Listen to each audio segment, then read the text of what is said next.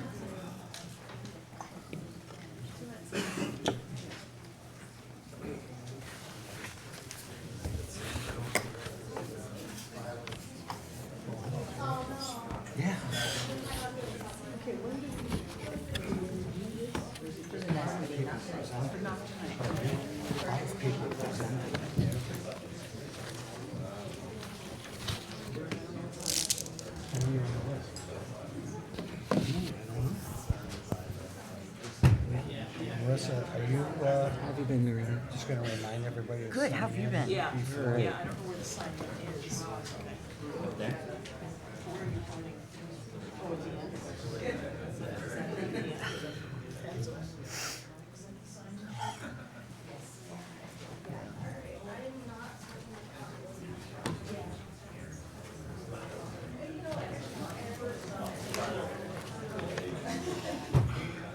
I'm going to announce to all of you that if you want to speak later, if we have a public hearing, you need to sign in on this sheet that's up here. So before we get started, and then there's a whole bunch of people walking in front of me, etc., can you please come sign up to speak for the public hearing section now, before we get rolling on other cases that happen first before the PRI. Please sign up, get your name, and we'll call you, and we will have a limitation of a 2-minute timer. I wish it were a 3-minute timer, so we'll call it 2-minute plus, okay? We're gonna ask that you don't repeat exactly the same thing that the person in front of you said. You can always say, and I agree with what she just said, okay? And we'll have your name, and we'll know that you agree. If you wanna bring up something new, you can do that. The cases that are to be heard tonight, the first 3 are, some are sketch plans, some are seeker. By the 4th case, we get into things that are remotely connected to the DRI, and they are just where we will be listening to information. They are not public hearing sections. Public hearing events will happen with number 8, 9, and 10 at the end of the evening. Is everyone clear on that? Do you want to sign up to speak? Guess not. Do we have to do that now? Or? We'd like you to, so you're not walking back in front of us.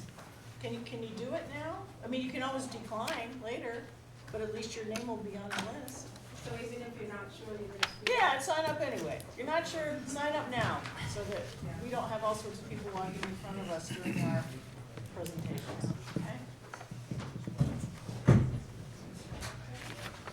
I'm gonna ask Melena to start describing the first case that's gonna come in front of us tonight, because it'll just be narrative. Oh, hey, go for it. I'm not doing it. You're the chairman. I'm not leading. You can make a recommendation. Go ahead. You have to open the meeting and then we'll do it. I open the meeting. Pledge of Allegiance.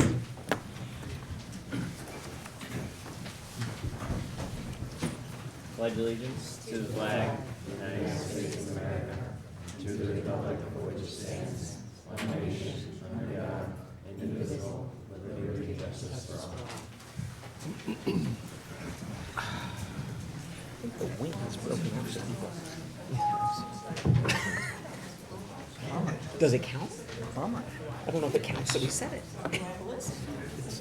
It's an agenda item. Okay, roll call. Here. Here. Here. Here. Here. Yep.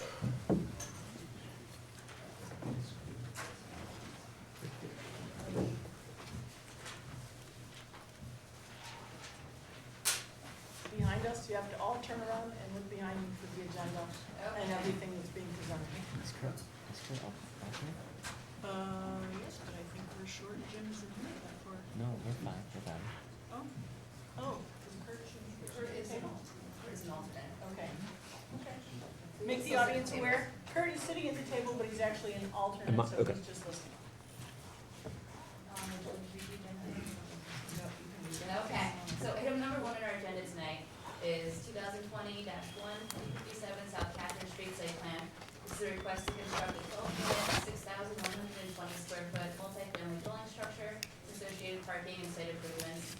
It's zoned R2, tax map parcel ID number 221.7-1-15. The owner is George Barnett, the applicant is George Barnett.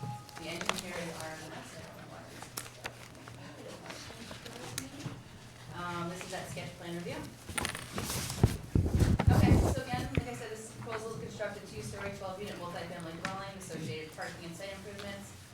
The applicant owns the adjacent parcel and is proposing to develop this vacant lot with a similar style apartment building to the existing Iron Gate Apartments on South Catherine Street.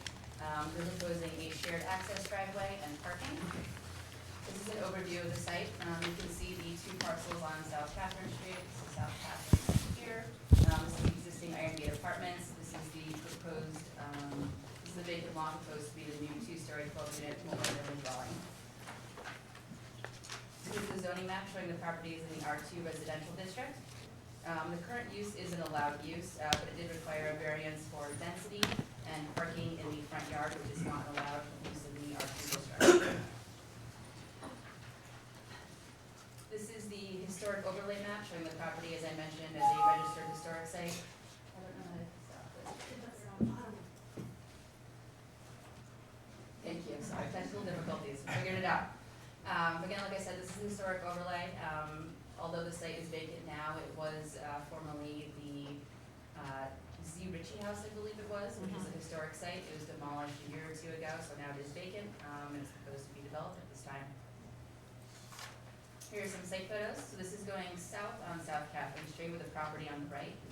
You can see the multiple existing apartment buildings. The one on the far right here, is a good example of what the new proposed 2-story, 12-unit building will look like.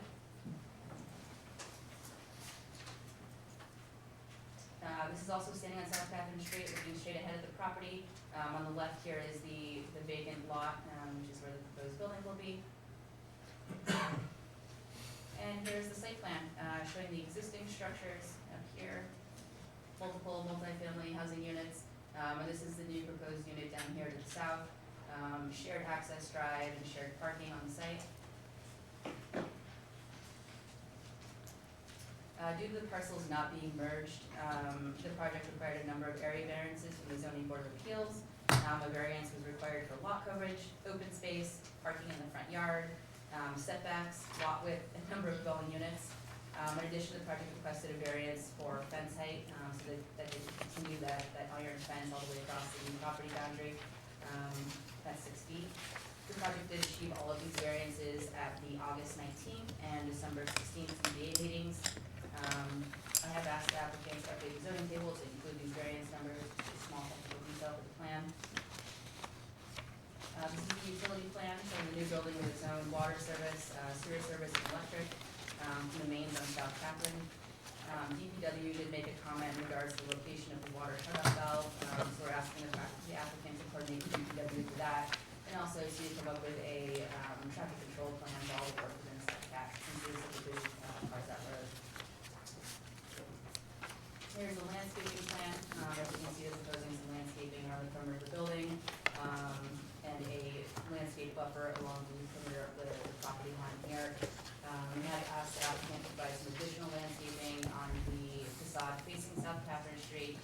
In addition, we've asked that they update the buffer along the property boundary to be at least 6 feet tall, which would meet zoning code requirements. And here's an elevation drawing for the new proposed building. It's similar in style to the existing buildings there. As you can see, the east elevation right here is what's going to be facing South Catherine Street. It's quite plain. So again, like I said, we've asked for some additional landscaping and maybe some additional architectural detail, since that will be the building facing the road. This is a typical floor plan that was submitted. So it'll be 6 apartments on the first floor, all 2-bedroom, and then 6 apartments on the second floor, all 2-bedroom. Other than that, I don't have any other major comments. Sorry, back that up. We have reviewed seeker part 1, and the project needs to provide an updated seeker form with a signature that was missing on the form. And per the DEC mapper, questions number 12A and 12B and number 20 should all be yes. We'll have to update that as well. Outside of those updates, they'll determine this to be an unlisted action. And now let's open it up to the engineer for further comment. She summed it up.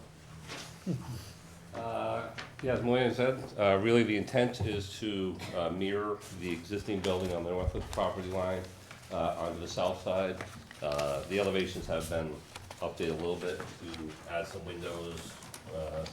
We don't have that color, actually, it's just not in the slide, so. To look more like the building on the north side. You know, when you looked at the lot and the bulk area requirements, you know, we were allowed like 11.5 units based on the area. We wanted to build 12. So there were a number of variances, but they were all fairly minor. Lot coverage was like 3% more than what was allowed. So they were all relatively small. The zoning board agreed and allowed us to move forward with the plan as proposed. Staff has identified that we need to go to the county planning board, so tonight we're just a sketch. Hopefully going from the county next week, and we'll come back to you next month with a detailed plan. We've gone through Malia's comments, relatively minor, and if you have any others, we're happy to answer them. Aaron, in your application, you identified that you're gonna merge the parcels into a single tax parcel. Yep, so right now they are separate. So during construction, they will be remain separate. For the construction loan is separate than the loan for the existing buildings.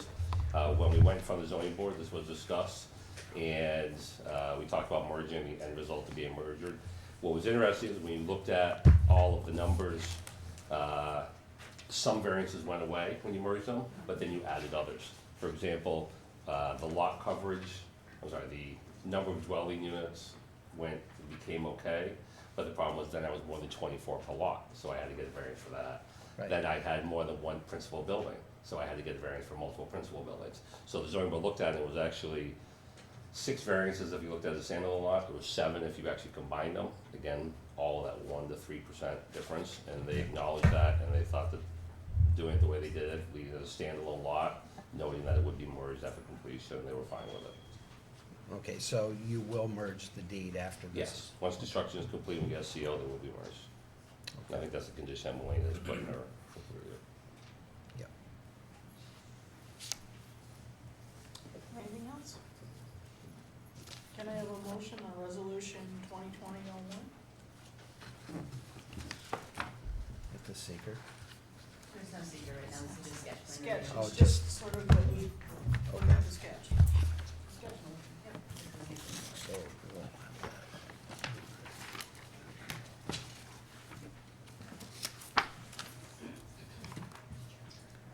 So make a motion to approve sketch plan for planning board number 2020-01 for 5057 South Catherine Street. Or do I read She's it? already got it. Read that. You don't have to read the whole thing, but you can just say, Oh, I'm missing. Do There it it. is. This one? that's why I have a red pen. Okay. Alright, let me Yes. remake that Yeah. motion. Yeah. Make a motion to approve resolution number 2020-01 She's made the sketch. to approve the sketch plan application. I'll second that.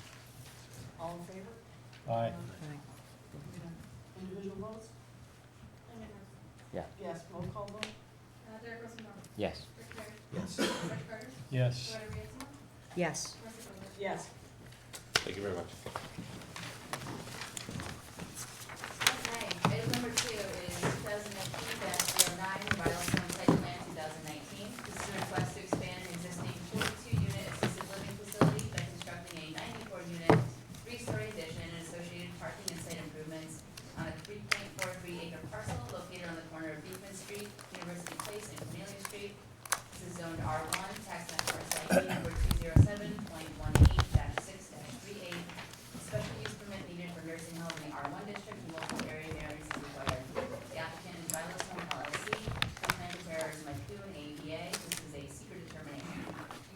So I will review this item quick and then I'll continue to speak.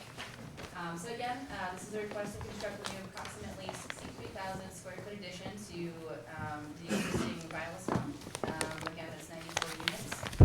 The planning board approved this project at sketch in October, and the project is now seeking secret determination only. The project has been determined or classified as a type 1 action because it's estimated to be a 3.4 acre disturbance occurring wholly or partially within a historic building listed in the National Register of Historic Places, which exceeds 25% of the threshold for a type 1 action. So the city planning board has conducted a coordinated review and has been determined to be the lead agency. So this is an overview of the site. You can see this is Beacon Street here. This is Cornelia. This site is outlined in yellow. It is quite a large parcel. This is CDPH up here to the northwest. And here's the zoning map showing the properties in the R1 residential district. The project will have to seek a special use permit for nursing and rest homes in the R1 district. The application for the special use permit and a number of other variances will be on the zoning board of appeals agenda. Here's a map showing the property is a registered historic site. The SHPO inventory form, which I also have here, it's pretty cool. It's showing the property registered as the SF Violet home for aged and infirm ladies. It's known as one of the earliest institutional structures in the city and a prime example of Queen Anne architecture in the area. It is a quite beautiful building. Here's some site photos. So this is standing on Cornelia Street, looking east at the Violet home. This is standing on Beekman Street, looking west at the Violet home. This is the front facade of the historic building. You can see the beautiful wraparound porch and all the detailing around the windows and roof. Again, this is standing on Beekman Street. I added this image just so you could see how large the lot really is. Sort of right behind where that roadwork sign is approximately where the new proposed addition will be. This is an image standing on University Place. Right now, deliveries are made to the site from University, but the proposed addition will close all access from University, and a landscaping buffer will be added to protect the residents of University Place. And here's the site plan. So this is the existing Violet home here. Like I said, it's 42 units of adult care. The addition will be 93 units along University Place. A new lobby and park share for drop-off and pickup, additional parking in the front yard, associated parking on the side, exits and entrances onto Beekman Street now. They are proposing an exit onto Cornelia Street, which we will suggest they remove that based on comments from the county and DPW. And also the zoning board, I believe it's not allowed as we have to give variance for that, correct, Rick? Correct. So the addition would provide private rooms and bathroom facilities, which the main living quarters do not have that now. It would allow for seniors to be able to age in place. Like I said, access to the building would be along Beekman Street. For secret review, I did complete part 2 and found that there would be no to minimum impacts identified. But I'd still like to go through a few of the potential site impacts, including community character, historic preservation, traffic, and stormwater, just as the big ones that stood out while I was doing the review. So this is the truck turning plan. As you can see, they're proposing traffic to come in from Beekman Street and exit on Cornelia. Like I said, that's probably going to change, so we'll move on from that one. This is the site lighting plan. It's in compliance with city code, and it's kind of neat. They're actually proposing, you can see in the bottom there's an image of the lights they're proposing. So they're proposing a sort of historic look and feel to add to the character of the site. This is the erosion and sediment control plan. The project did not submit a full stormwater plan for review at this time, but they did submit an engineering report which analyzes the existing conditions on site and the proposed improved conditions, which essentially will utilize the city's closed stormwater system. And when they do submit that stormwater plan, it will be in compliance with all DEC regulations.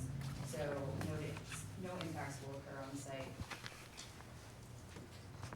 These are some elevations provided. It's kind of hard to see the colors here, but they're proposing sort of a taupe color and a beige color, which will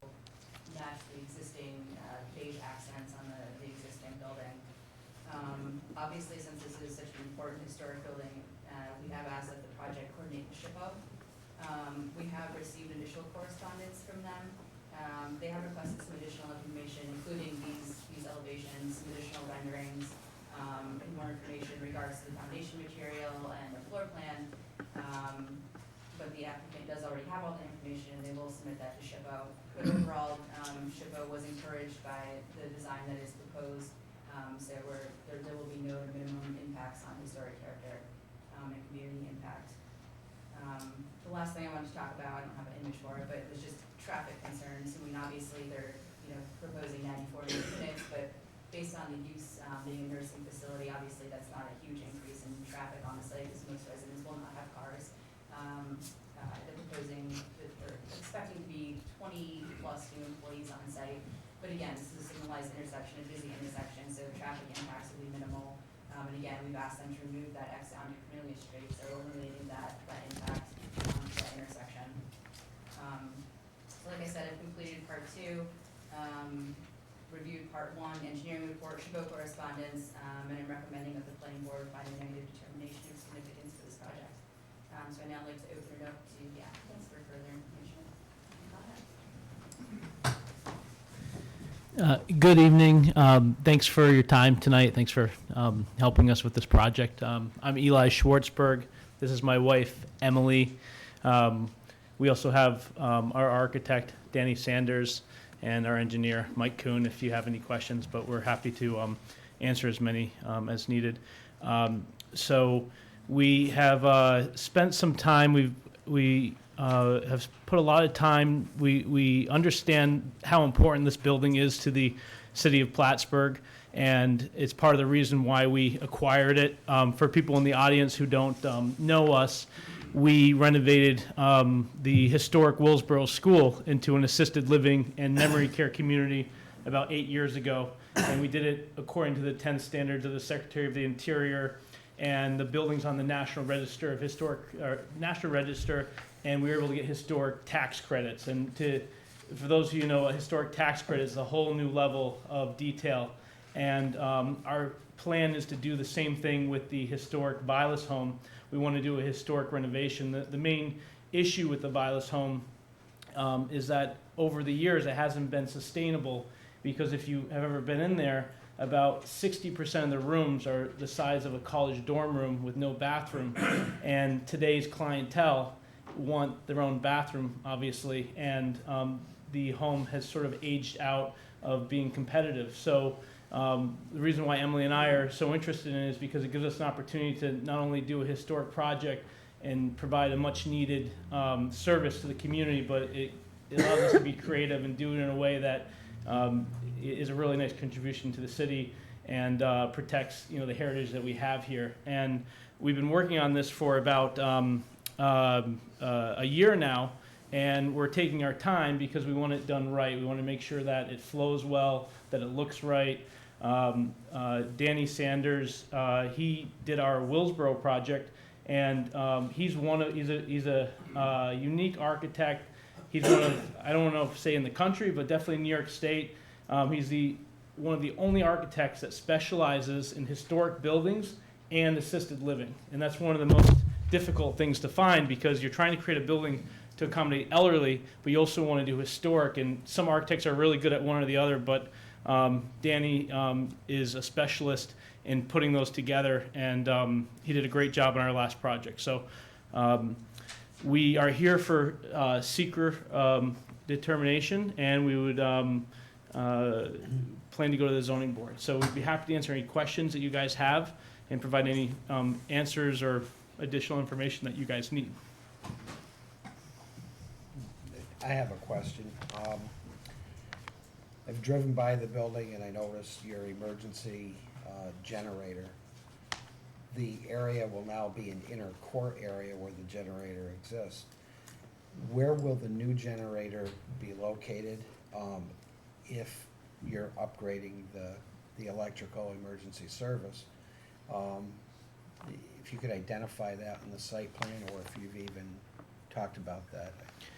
So in the middle of on the north side of the building, there's going to be a courtyard, and we're not planning to use that entire space we're going to have a memory care, which is going to need to be a secure outdoor memory area. There's a lot of room there. So we probably will use about 50% of it to be a secure area, but there will still be room for a generator and things like that. It is possible. It's a relatively new generator, so if it works and it fits long term, it makes sense to keep it there because relocating a generator doesn't always make sense. But if it makes sense for the program of the courtyard, we could move it. And if I had to just say, like, where it would go, it would be if we were going to move it, would be the northwest corner where it's kind of where the dumpster is, where the deliveries are, and the employee entrance, because that's sort of, we put everything in that corner, which wouldn't be visible to Cornelia or Beekman. And I think a generator kind of falls in the category of something you don't want to have too many people to see, but you need. So it'd be in the northwest corner. Okay. Yeah. Yeah, my initial concern is that if your residents have their windows open and this is a 3-sided court area, that you may have diesel fumes within that contained space that you would need to address. Yeah, that's a really good point, and I will research that, because obviously it'll be less expensive to move it now than to have to move it later. So that's a great point, and we'll basically get the generator company to come to site, and they can do an evaluation of the space and let us know if it'll be too much or not. So I'll get that done. That's a great point. I didn't think of that. Okay. Yeah. I just had a question. Were you the ones that purchased the single family that's on University adjacent to this parcel? Yes. Okay. Were you Yes. planning to work them together at all, or? No, it's it was for sale. We're going to use it for office space, additional space for administrative purposes for the home. Mhm. It's sort of like a halfway finished house, and it can easily be used. Obviously I got to look into the zoning and permitting. I realize I'm in front of the planning board. I don't want to throw office space around too loosely here, but we're planning to use it for a supportive use of the building.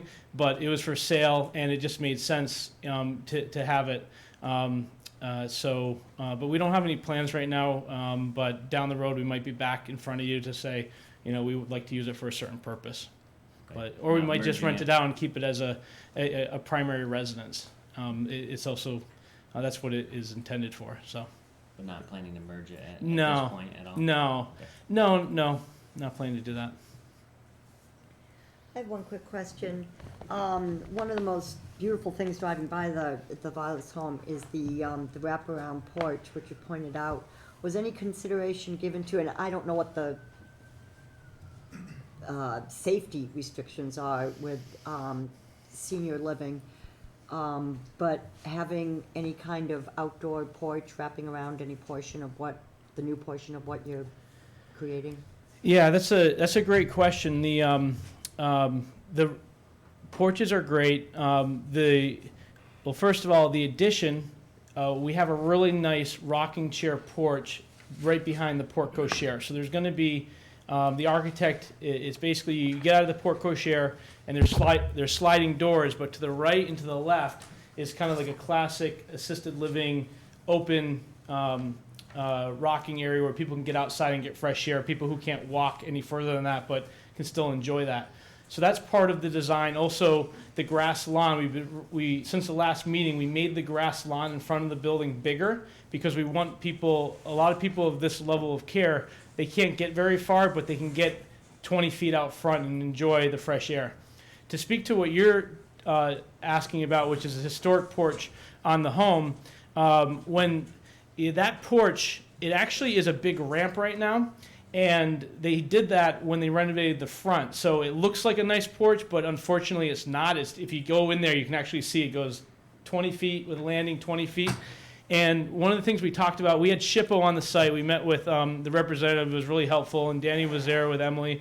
And for the tax credit, so if we go after tax credits, one of the things that we propose is bringing back the front to its historic grandeur of, it had a really nice kind of rounded archway. The porch was actually used as the porch, and it's an incredible feature for this type of population. So That's something that we'll talk to SHPO about, and it's something that I think is possible because since we're moving the entrance to the west side, now you have handicap access through the front door, and you probably won't need that ramp, or you have other ways to do it. So where that ramp is necessary now, we can probably design so we could actually make that a really nice feature again in the future. But it would require a lot of construction for a perfectly good ramp, and that would be part of the if we were to go down tax credits and kind of going back and forth for the National Park Service. But that's exactly what we talked to the person from SHPO about. He said if you go for tax credits, you might want to throw this in. It might make the project more appealing when you're kind of negotiating back and forth with SHPO to redo that front and make that a porch again. So it's definitely something that I would really love to do if I can navigate it. I guess my next question would be for Mike.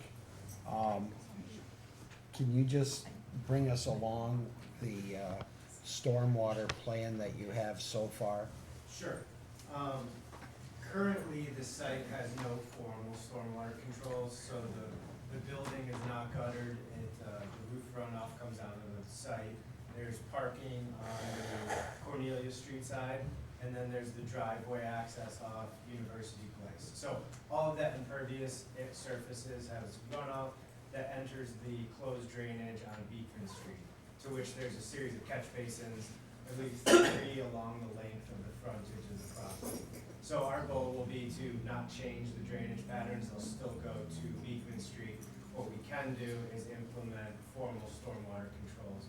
So for the, would you be able to put up the site? So for the new parking area on Cornelia Street, we're working on the design to have an underground infiltration system. So that would receive all of the runoff from both parking areas and also the face of the existing building that faces Cornelia Street. The addition near University Place will direct the roof runoff from the addition into 2 bioretention areas to meet the DEC's criteria for treatment and groundwater recharge. So between those 3 practices, we can mitigate the increased runoff from the new impervious surfaces compared to the existing conditions. Okay. It makes it difficult to approve the seeker without having some identification on how you're controlling the stormwater, so, Yeah. thank you. Kurt, you did have a question?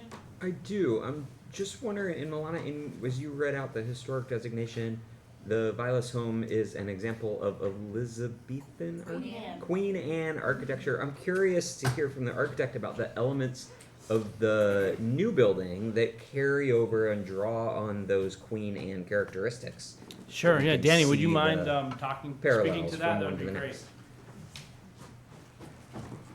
Good evening.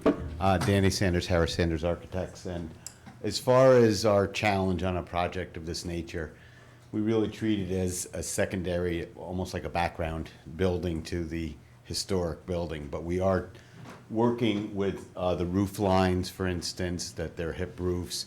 But in terms of recreating details from that era, we don't want to fool ourselves. It's very difficult and extremely costly, cost prohibitive in some respects for craftsmen and the like. However, when it does come to the elements that we can utilize in terms of the window openings and the fenestration and some gabled details, we are looking at doing some of those without overriding what's already there. So if you look at the site plan, the way it's set up and the way the addition is, we're really not even imposing at all on the building. Of course, the building had an addition.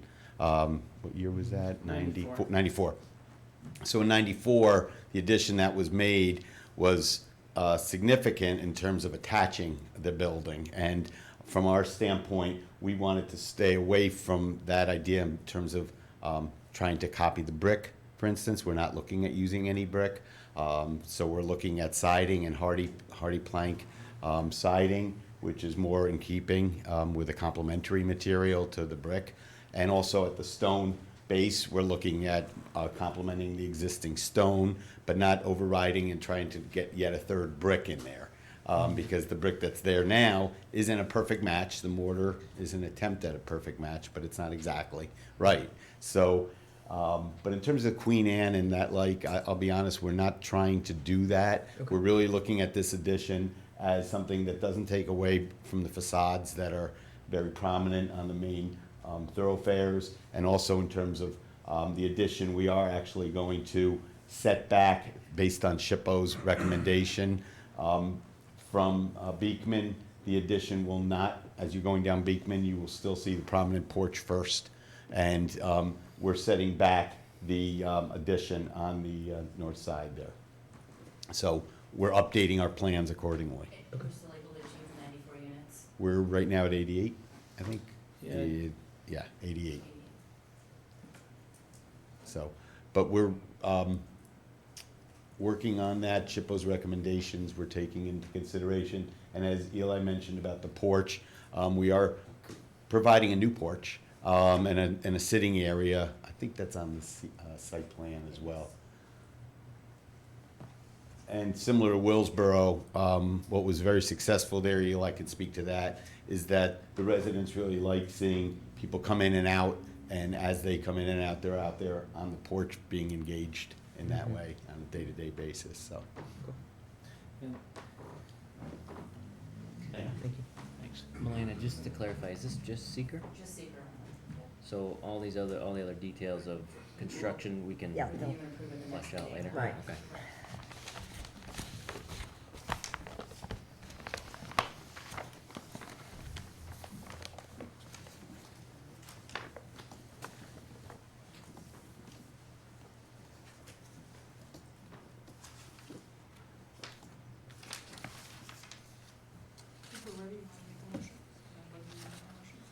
For seeker approval? I make a motion to approve resolution number 2019-09 to approve the seeker for the Vilas home. Do I have a second? Roll call? Chris Terry, Yes. Mike Carter, Yes. Loretta Reyes, Yes. Leslie Lippert, Yes. Derek Rosenbaum. Yes.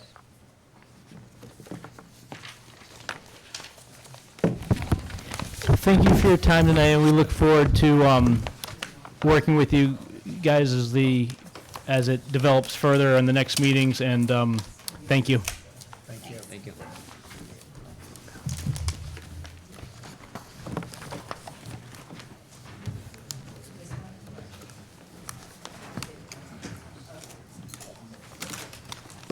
Okay, item number 3 on the agenda, 2020-02, P2 US Oval Subdivision 2020. The city requests to subdivide an approximate 1.43 acre lot into 2 parcels, create an approximate 1.24 acre parcel for the city recreation center and an approximate 0.19 acre parcel with a 2-story brick building known as the Chaplain House. This is zoned RC2, taxable parcel ID number 231.12-2-6. The applicant is the city of Plattsburgh. The plan preparer is Mike Kuhn, AEDA. This is a minor subdivision, sketch plan review. Okay, so the city has had some interest in purchasing the brick building on the city oval property known as the Chaplain House. So again, this is just a simple minor subdivision to separate the city rec center from the Chaplain House. This is an overview of the site. This is the city rec center here. This is US Oval, the bike path, the lake over here. And this is the building known as the Chaplain House. As you can see, it's just one large parcel now. Here's the bike path, and the property is in the RC2 district. This is the historic district overlay showing the property is designated historic, but since this is just a subdivision, no SHPO coordination is required. I did include the Chris form, just to kind of cool to look at. This building was formerly the Post Sergeant Major's quarters, which was the most prestigious position held by an enlisted man at the time. Cool. So this is the sketch plan showing the very simple subdivision. This is the outline of the property here. The yellow line highlighted will be the new lot line. We're creating lot 5A, which will be the city rec center, and then lot B, which will be the chaplain's house. A number of variances are required for maximum building coverage for lot 5A, which is the rec center, and then lot 5B for lot size. Other than the variances, which hopefully will be achieved month's CBA meeting. We will need a easement, for the sanitary sewer main, which runs along the backside of lot 5B here. Other than that, I don't have any comments. We have reviewed seeker part 1 and determined this to be an unlisted action. I'd like to open it up to, for any further comment. Thank you, Melinda. We were asked by the Office of Community Development to provide an existing condition survey and boundary survey of the two buildings on the property. As Melena mentioned, the yellow line is the proposed subdivision line with the existing cedar hedge between the two buildings, and then the stormwater management area between the hedge and the rec center. It seemed like the logical place to divide the two parcels, and that's where we have presented this plan as you see it. If you have any questions, I'll be happy to answer. Might be a good idea to note that this is part of the Oval Parking District. Yes. The reason there's no on-site parking is the parking's provided within the Oval Parking District. Pay for that. And we have asked, And they pay for Mike that. to add that comment to the plan, clear in the subdivision. Yeah. And of course, the usage of the building is unknown, and many things allowed in RC2.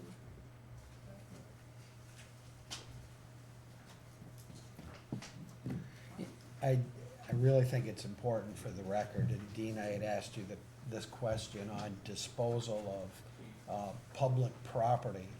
Can you just explain that it's not a function of the planning board, however? So the city has received much interest for this parcel from private purchasers.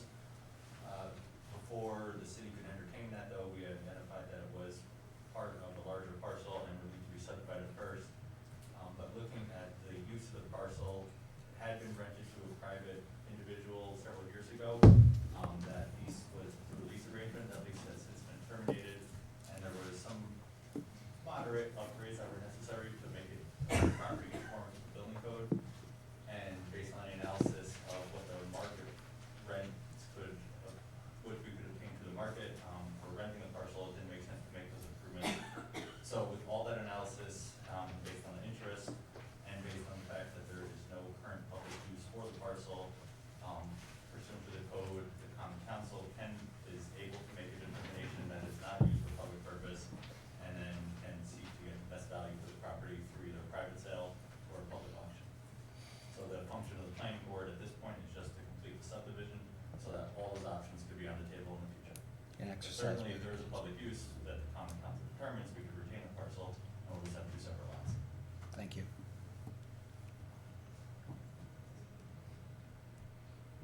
I think we're ready for a motion on the schedule. I'm sorry, I had a question.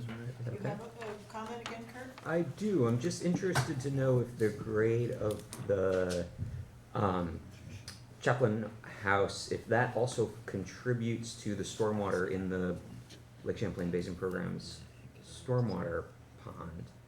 I do not have the design calculations for that. Perhaps the city has that. That was a city project, right? Does that lot, will that new lot, I mean, is it contributing now? And will there be any easement or anything to maintain I that would assume it's contribution? contributing, but it's interesting that there's a hedgerow that separates that stormwater, And they have a lot of grass. right, There's a from lot that of grass property. surrounding that house. But we can look already. into that. Yeah. This might be a second easement we need to draft.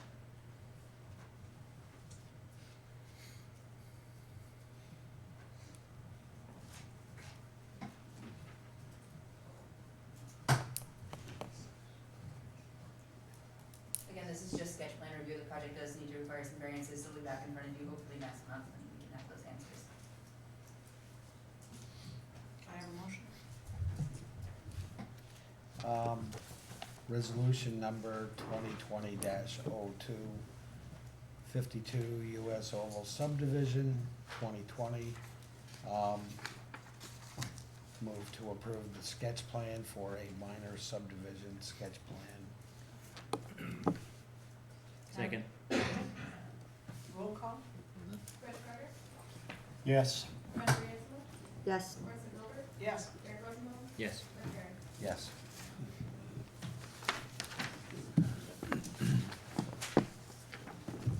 Okay.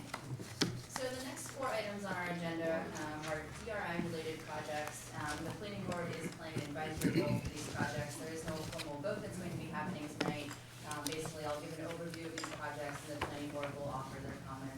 There's no public hearing on these projects, so I just want to make that clear before we jump into these. The first one on our agenda is the Arts Park. So this is item number 4, 2020-03, the City of Plattsburgh Arts Park. This is the renovation of the existing 0.56 acre park area between Jersey and Market Streets, known as West Elkhorn Park. New features include walkway access, splash pad, and art sculptures. This is Zone C, Central Business District. Tax parcel ID numbers 207.82-1-12 through 1-15. The applicant is the City of Plattsburgh, the plan preparer is Saratoga Associates. Again, this is for advisory review. Okay, so this is an overview of the site. Before I do that, I'm gonna just say that, again, this is an overhaul of the West Elkhorn Park, across from the Strand Center for the Arts. This is the overview. This is Margaret Street right here. This is Durkee Street. It will be a 3-tiered park with a seating plaza along Margaret Street, water feature, and art installations. And will serve as a gateway from our arts center to the waterfront.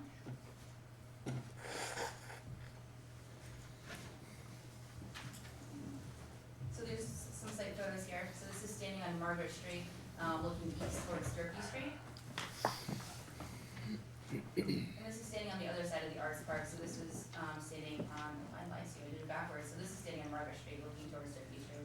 The other one was standing on Durkee Street, looking towards Margaret. So this is standing on Durkee Street, looking back towards Margaret. You can see there's an underutilized overflow parking space here, a concrete pad, and a pedestrian walkway that connects Margaret to Durkee. So this is the existing conditions, and you can see the pedestrian pathway which connects Margaret Street to Durkee Street. There's an underutilized concrete pad here, some overflow parking, and then just some green space. And this is the proposed site layout, with a new approved ADA accessible walkway, a seating plaza along Margaret Street, splash pad on the second tier of the property, connecting down to some landscaping, planters, seating, and art installations, and then formally connecting to Durkee Street, and then across the street will be the corridor which connects the Arts Park to the Riverwalk along the Saranac River. This is a landscaping plan showing a variety of plants that will be carried throughout the arts corridor. These plant species will be also included in the Arnie Pavone landscaping plan, the corridor throughout Durkee Street, and also the Riverwalk. This is the utility plan. I included the utility plan because a very antiquated sewer main will be replaced as part of this project. And lastly, there is a color rendering of the site post-improvements. I think it'll be a huge improvement from what currently exists in an underutilized park in the heart of our city. And I'd like to open up to Saratoga Associates to go into more detail, and they actually do have their own presentation, which I will try and well, perhaps please do it for me.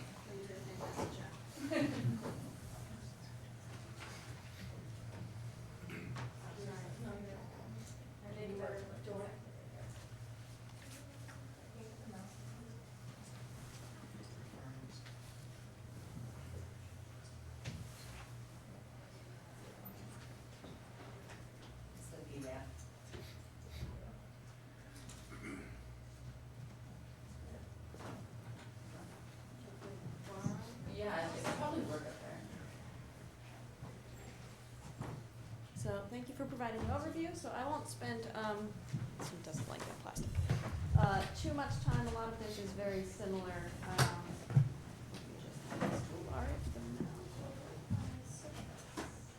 Maybe not. There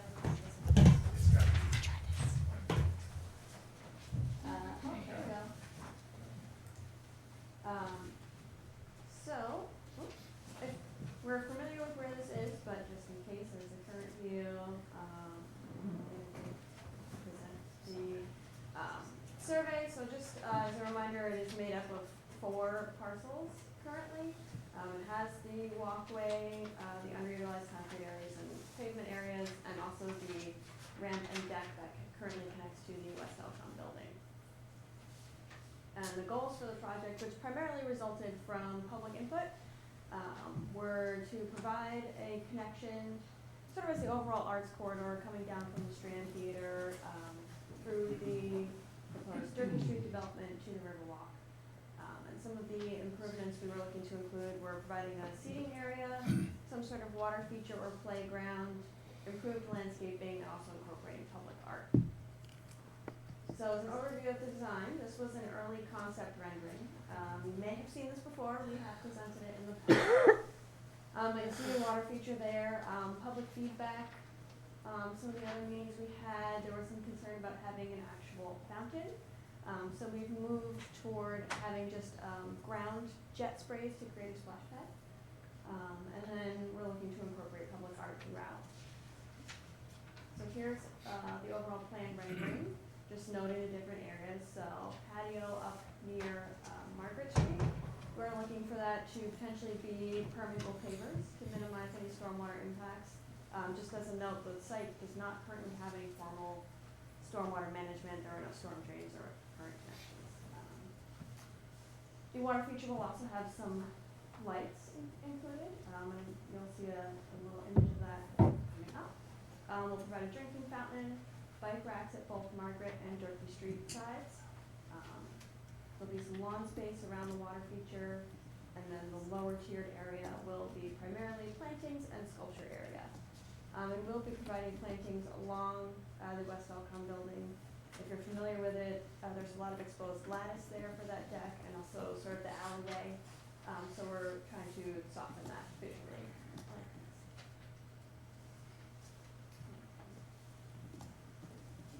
So as I mentioned, we'll be removing the existing concrete, the ramp, and the existing 24-inch brick sanitary line, which is not in great shape. It's about 100 years old. So we'll be replacing that as part of the project.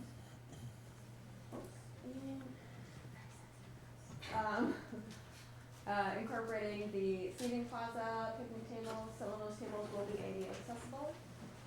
We'll be replacing the ramp, which we don't currently believe is ADA compliant, with a walkway that would be. There'll also be a stairway through the center in case anyone doesn't feel like walking back and forth on the ramp or the walkway. The central water feature will have some lighting. There'll be sculpture areas and benches.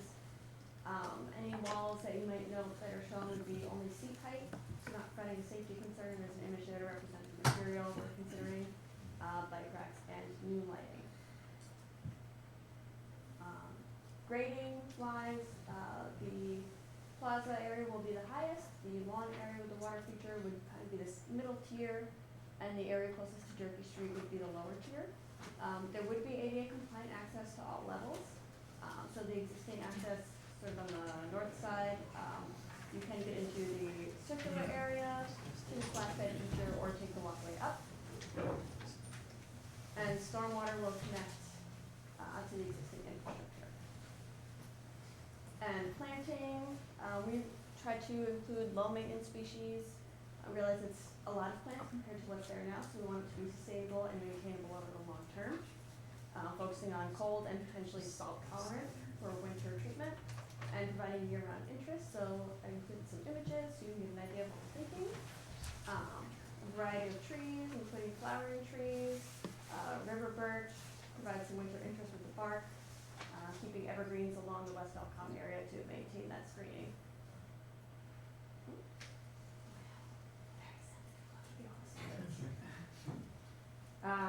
Also in the shrubs, providing some winter interest as well. So dogwood with some colorful twigs, witch hazel for some fall winter bloom, winterberry, and flowering and fragrant shrubs as well. And some really super low maintenance perennial plants, providing flowers and texture. Utilities, as we mentioned, the new sanitary line, water supply, boarding, splash pad, and the drinking fountain, lighting, and then the stormwater connection.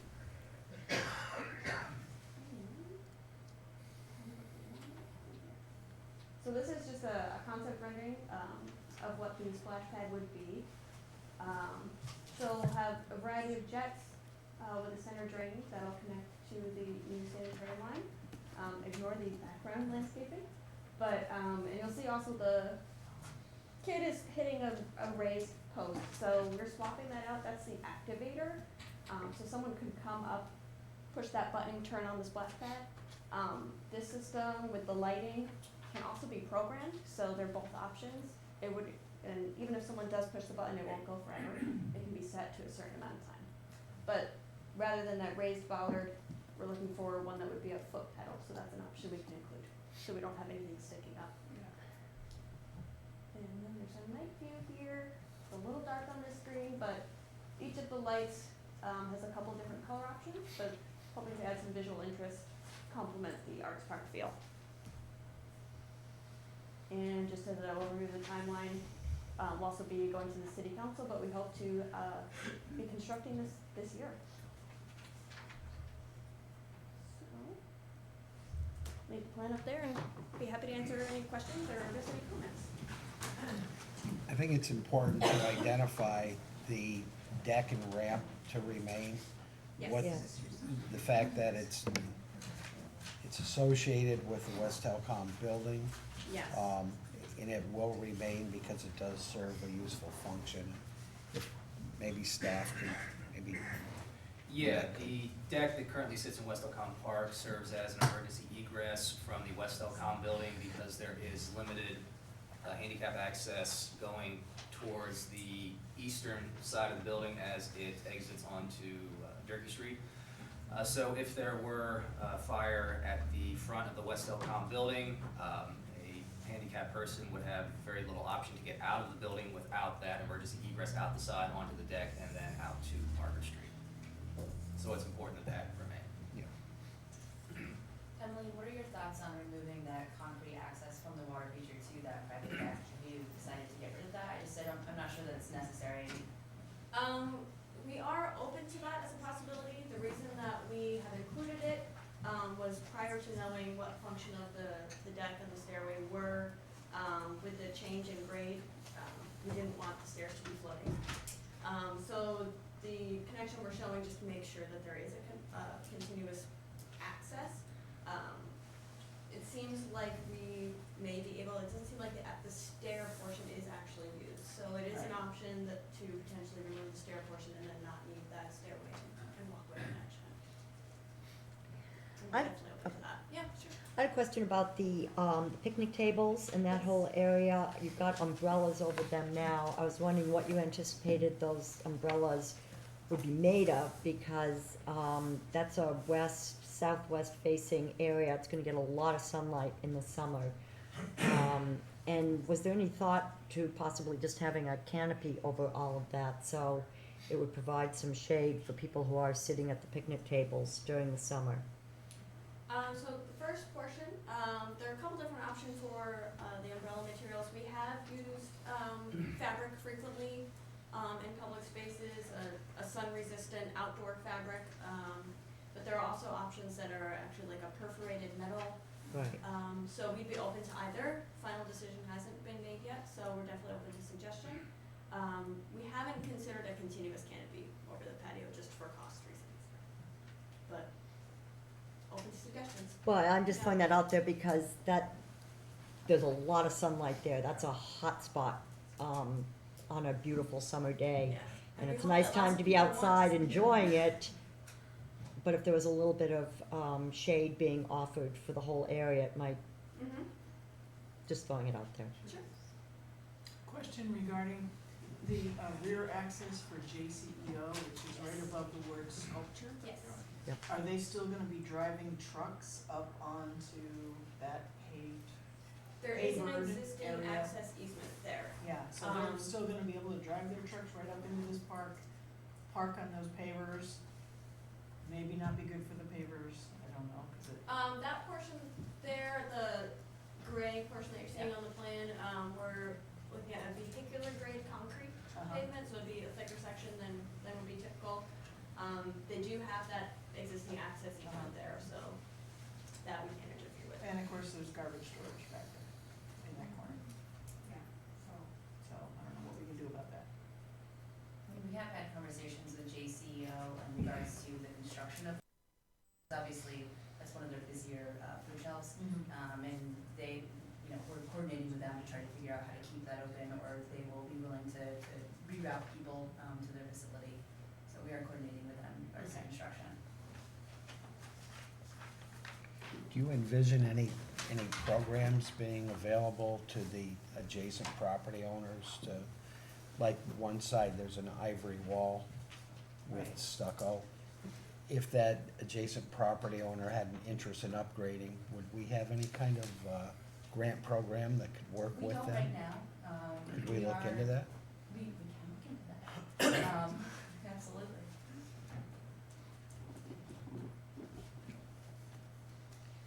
Any other questions or comments? No motion. No motion, no Just motion. comments. Talking about it. And has anybody experimented with winter uses of water features or the patio? I mean, it seems the scale is difficult to understand if there's space for skating rink anywhere in there as a winter use, perhaps not. But, The water feature is about 25 feet across, so a little small for skating. okay, which is the same as the patio. Yeah. We have discussed it not for this project, but for some other projects, and just in discussing with manufacturers and operators of skating rinks, they do recommend that they be separate, just because of the potential impacts of ice on features, but very cool idea for maybe a larger location. One thing I wanted to bring up is, of course, we did look at the issue as Emily touched on. The point where the sculptures are brought up, we had other projects that have been either waterfront, CFAs or DRIs. And a lot of times the sculpture grants for future projects are really good grant applications that are associated with this project. So there's potential for changing out sculptures, having elements that are seasonal. There's a myriad of possibilities that can be explored with respect to this palette. Just for the public's knowledge, we have discussed working with the local arts community and establishing a committee to select sculptures and maybe on a rotating basis. So it's not, we aren't dictating what needs to go in those locations. We would like to incorporate local art. Okay, thank you. Thank you.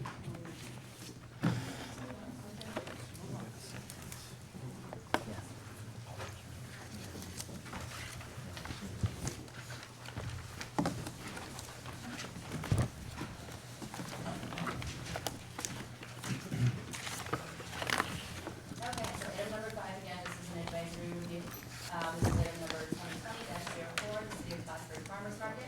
This is a request to renovate an existing approximately 2,700 square foot building, construct an approximate 2,500 square foot pavilion, and striping of parking lots, provide 126 parking spaces located on a 15.7 acre parcel with an existing municipal building. This is zoned industrial, tax map parcel ID number 207.20-1-1. Applicant, City of Plattsburgh, plan preparer, Coon AEDA, again, advisory review. So again, like I said, this is the relocation of the farmer's market from the Turkey Street site to the former municipal lighting department building, formerly known as building number 4 on Reed Street. This is an overview of the site outlined in yellow. It is one large city parcel on the waterfront known as Harborside. It contains the wastewater treatment facility and the former home of MLB. The MLB buildings are currently being demolished, with the only remaining structure to be the proposed farmer's market. All of the buildings should be demolished by April, in hopes that the farmer's market will be able to open in May. So here is a cool Google Earth image of the site. Again, like I said, all of these buildings that you see here will be demolished and are probably already gone. I haven't been over there in a while. And this is the home of the new farmer's market here, and this is the treatment facility here. Like I said, this is all one big parcel right now, with access from Green Street, and some unimproved access through, some parking lots over from Dock Street, to the site. This is just another view of the site looking north. I added this image just so you can see, the access from the parking lots, off of Dock Street. And this is the building here that we're talking about for the relocation of the farmer's market. This is a site photo I took a few months ago, maybe a month ago, just showing the demolition of the building. It's actually pretty cool. I'm pretty sure this building is gone now. There's only half of one building left. And here's the site plan. The green space is the former MLB building.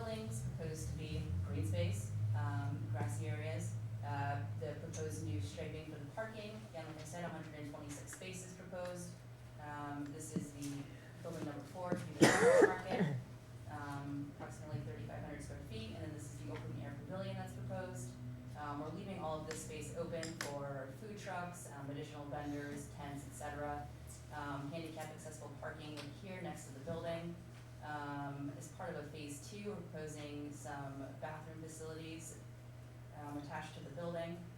Also part of phase two, some connectivity from the pedestrian walkway, which is really underutilized, that goes around the perimeter of this whole site.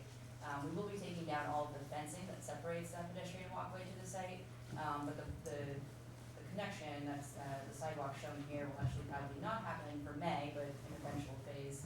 In addition, we're looking at improving the access from Dock Street. The city did get a grant from last year's CFA for a master plan of Harborside, which is really exciting. So this is just the first piece of the puzzle in looking at this site and trying to bring life back down to the waterfront. I'd also like to mention that the water treatment facility also received a number of grants for upgrades for noise mitigation, odor mitigation, and also some future architectural upgrades in hopes of being some sort of interpretive center, not only for our region, but for the state. So it's very exciting stuff that's happening down at Harborside. Other than that, I didn't have any real major technical comments, so I'd like to open it up to Mike for any additional comment. Anyone? Thank you. Melina described pretty much the project as a whole. Our approach was to utilize the remaining spaces once PMLD's site has been completely demolished and moved out. So there's an expanse of existing asphalt surfaces, so it lends itself great towards parking. We, with this striping plan, have 121 parking spaces plus 5 accessible parking spaces. So we compared that to zoning rates for similar type uses to the farmer's market, and I think we came up with the most closely related would be 97 spaces for a meeting hall. So we have a surplus above and beyond that, and we'll be able to provide the accessible spaces in close proximity to the building. The site improvements to go out to bid generally include construction of the open air canopy and the supporting structure, along with electric drops for the vendors' use. The renovation of the existing structure, which mostly will be some cosmetic upgrades, but most significantly, again, electrical drops for the vendors, some ceiling fans for ventilation, resecuring some of the metal wall panels that have broken loose over the years.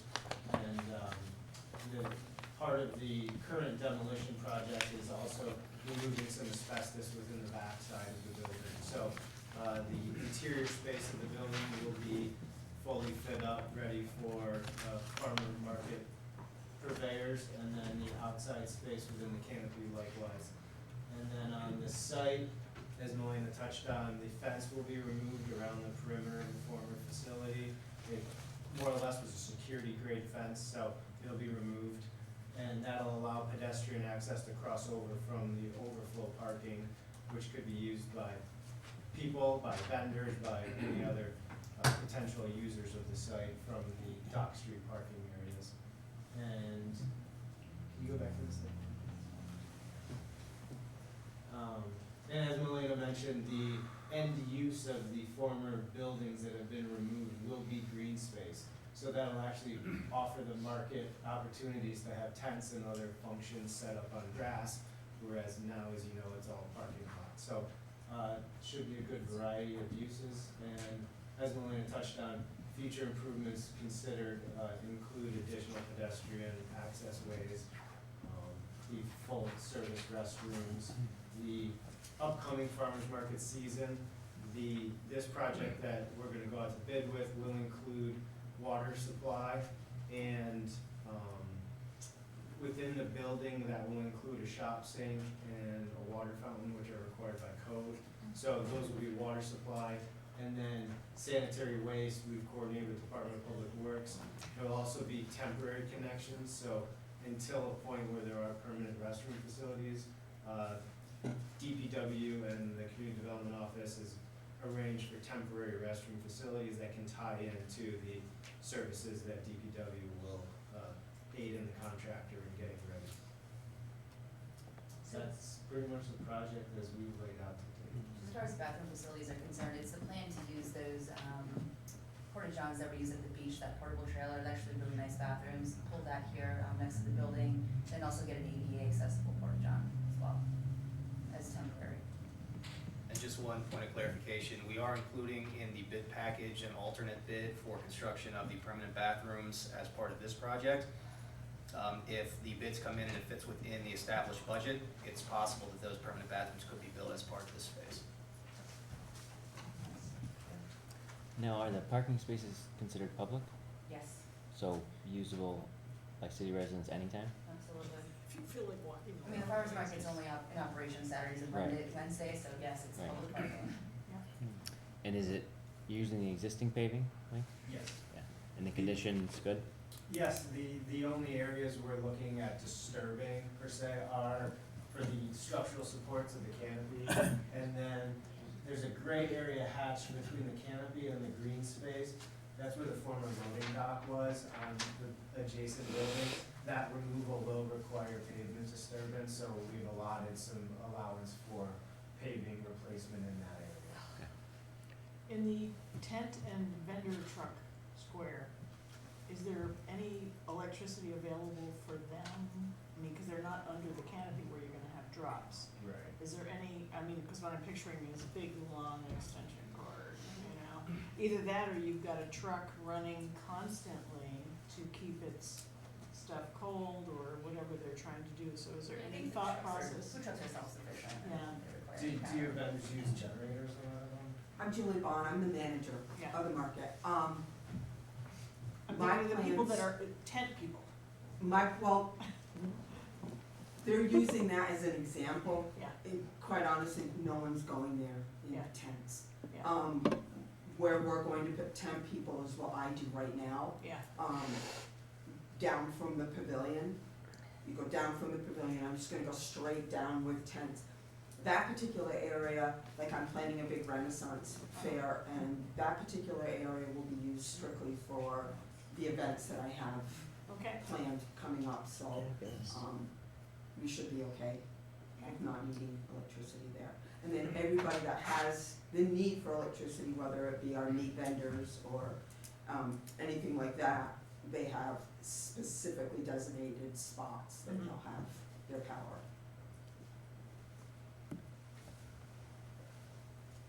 Mike, I have a question regarding emergency access during the period of time that a train might be occupying Green Street, which does happen on occasion. You would need an emergency means to access that site, either fire truck, ambulance, police, whatever. Could we incorporate maybe something a little more permanent than a gravel road from the Dock Street parking lot into this site? Yeah, so as Milena briefly touched on, at the wastewater treatment facility as part of their grant monies, we've talked to Mr. Ruff about improving some of the gravel driveways, and that's something they're looking at doing as part of their budget. Yeah, It won't be part of this project's budget, but it's likely gonna be part of something Mr. Ruff pursues. And if that's not feasible, then certainly, the master planning process for the remaining lands would Okay. likely incorporate that. Right, that access is always open, even for emergency vehicles. Like Mike said, you know, John is looking into other improvements. It probably won't happen by May when the farmer's market is Okay. open, but it is on the table. I drove through that today, and it's perfectly passable. Yeah. Good. And, you know, you might get some mud on your car, but for emergency vehicles, it's wide and it's passable.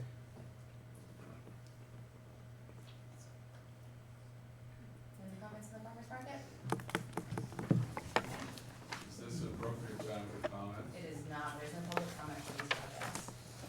Pardon? There are no public There is comments no for these comments. projects. Why do we sign the sheet? That's for later. For the Derby Street projects. The last 3 items are public hearings. Oh, this is related to the Derby Street project, however. It's a DRI project, but it's not directly related to the Derby Street project. I disagree with the rest of this. Sorry. Okay, so item number 6, this is 2020-05, the Arnica Memorial Public Parking Lot. This is a request to demolish an existing 6,700 square foot building and associated site amenities to reconfigure and construct a new parking lot with approximately 103 parking spaces and associated pedestrian paths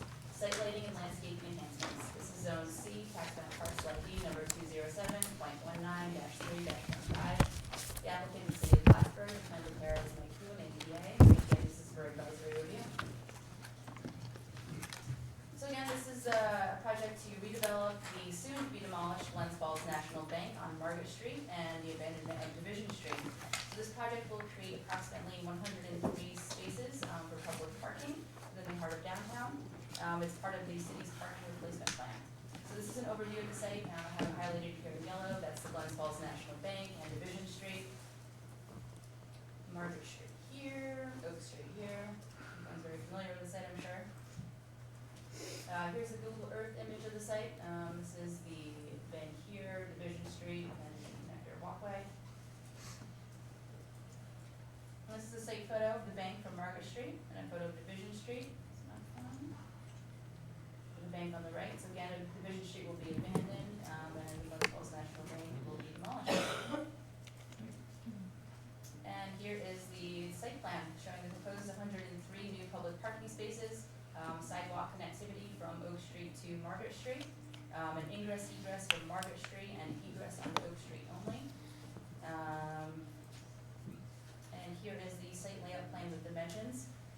The only comment I had for this was the zoning code specifies the off-street parking lot width, aisle lot width to be 25 feet. The project is proposing 24 feet. It's determined that 24 feet is wide enough for safe vehicle maneuvering on site. Next, I have the utility plan showing the new site lighting, which will match the historic downtown lights.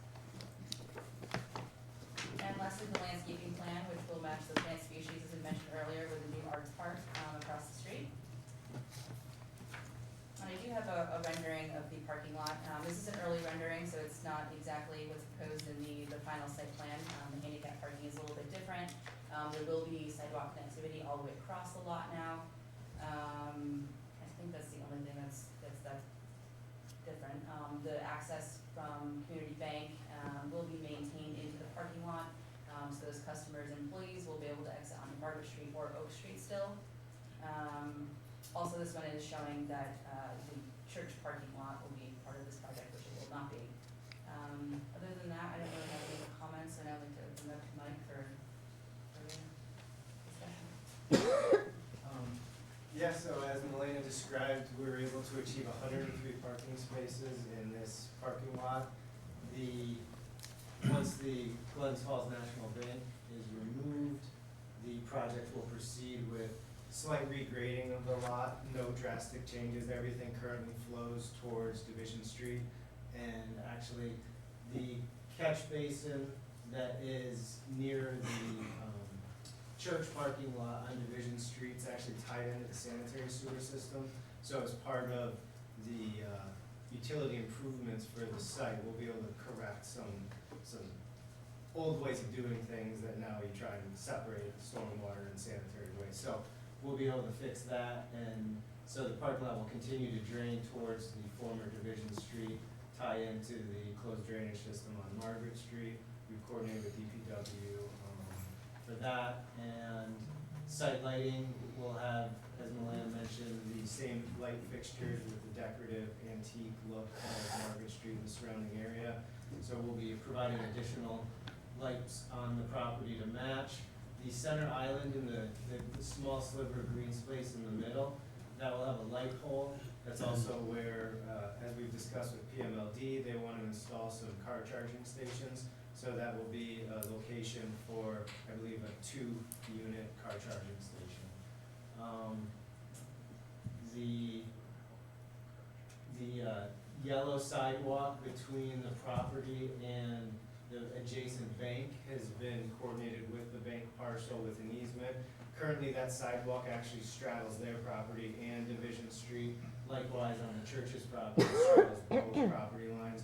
So to expand the sidewalk onto the bank's parcel, that's been coordinated by easement. And the pedestrian access way along Margaret Street will be improved with new sidewalk, basically spanning from both driveway entrances. It will all be ADA accessible. We'll be providing 5 parking spaces for accessibility with access to Margaret Street and further to up to Oak Street. If you have any questions or comments, be happy to hear. Just curious, following completion, how difficult would it be to expand the number of charging stations as we see more electric vehicles? Well, so MLD within that island is going to put a load center so that they can put new circuits to the lights. I'm sure there's probably gonna be excess capacity in that load center. So in terms of any future expansion, it's probably just a matter of cutting pavement, installing the conduit, and then wiring new circuits for additional load centers. So, right, you could very well maybe see the 5 spaces opposite the island, perpendicular to the back of the Strand. That could very easily be, you could add them in there. Definitely feasible. Thank you.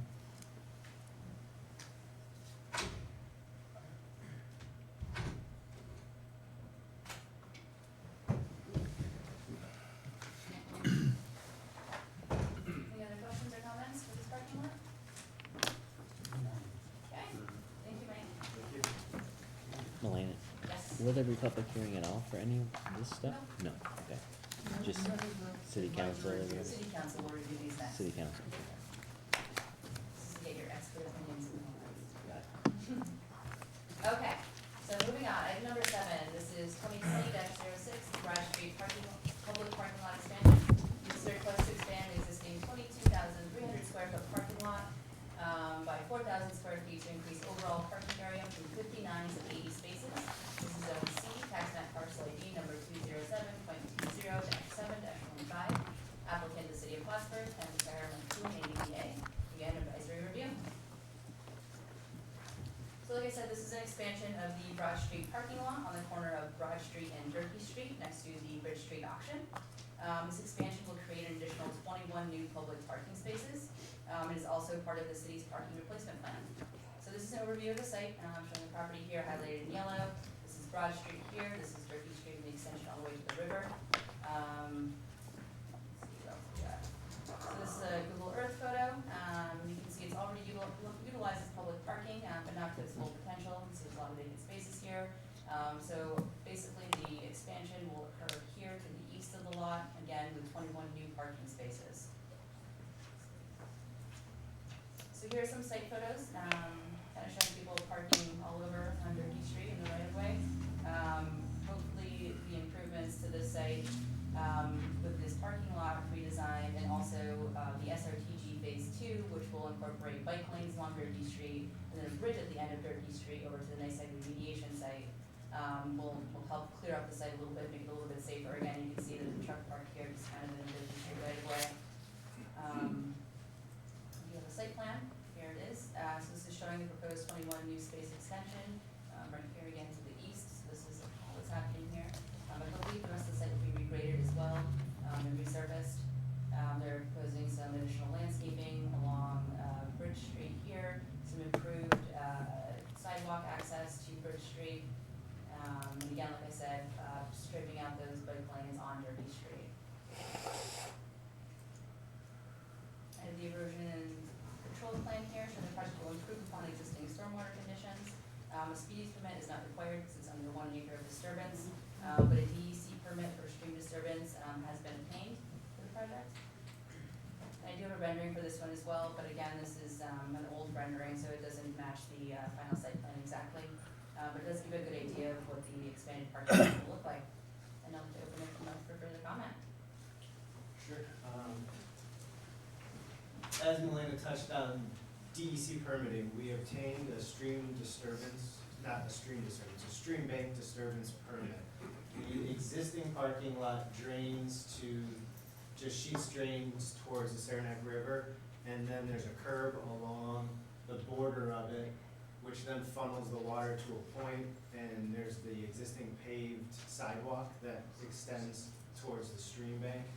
Essentially, the parking extension will go really no further than that paved sidewalk, but that paved sidewalk had a culvert underneath it that discharged into the riverbank. So as we're just gonna flatten the area for the parking lot, we've eliminated that culvert and therefore the point source into the riverbank. So to clean that up, we needed the stream bank disturbance permit, which the DEC has issued. It's within the vicinity of the Saranac River Trail, as Melana mentioned. So we've incorporated the parking lot stripe, or not the parking lot, but the Durkee Street striping in accordance with Stantec's plan for Durkee Street and the bike paths. So this will include the bike path striping the large hatched area between the handicap spaces and the bike lane, that's the location for the future parking kiosks. And so there's bollards, a curb, and then striping to prevent parking, as you saw in the photograph, of adjacent to that small island as it exists today. So the lighting, there will be 2 additional light fixtures on the Saranac River side of the parking lot expansion. Again, they'll be the identical matching fixtures to the existing style with coordination with PMLD to have the contractor connect those by wiring to the existing electrical. There are no other utility improvements. The parking kiosks will be self-sustained, so there won't be any need for conduits or controls to those. That's pretty much it. There's a few odd spaces in the top left corner of the parking lot where there's existing electrical switchgear and transformers, so we best fit what can fit in those spaces, which would be compact cars and motorcycles. So as Melina mentioned, we have 80 proposed parking spaces, which is an increase from the existing 59. So it's the intention to have this parking lot expansion complete and the Arnie Pavone redevelopment parking lot complete prior to Derby Street construction. Since parking spaces are available during construction.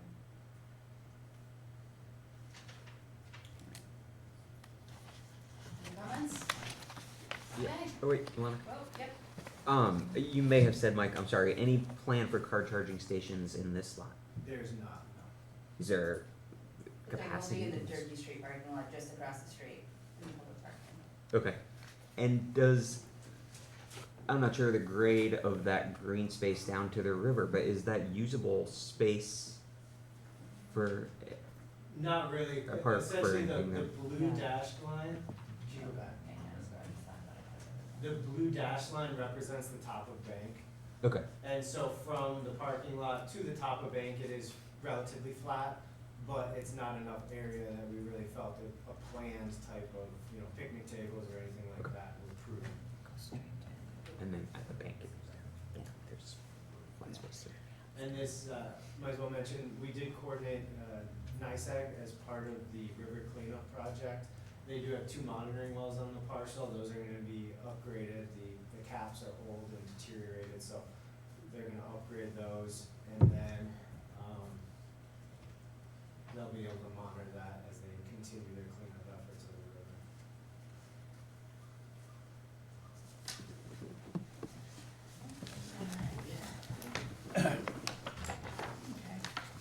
Okay.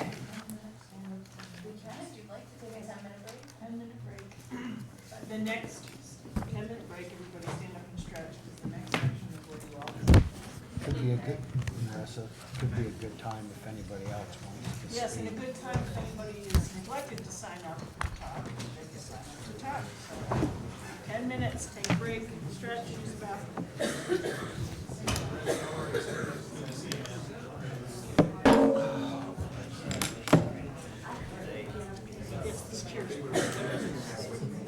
Later, too.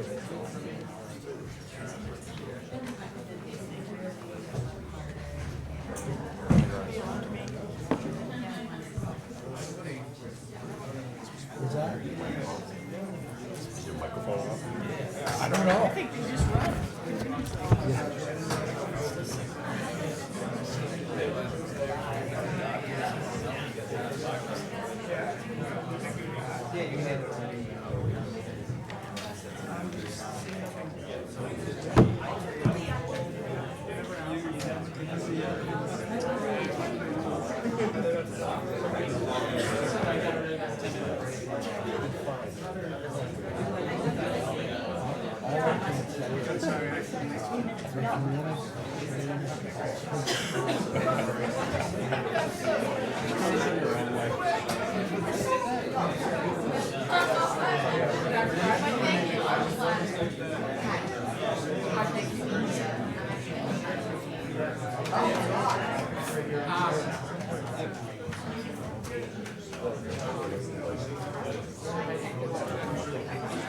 Sorry, Tom.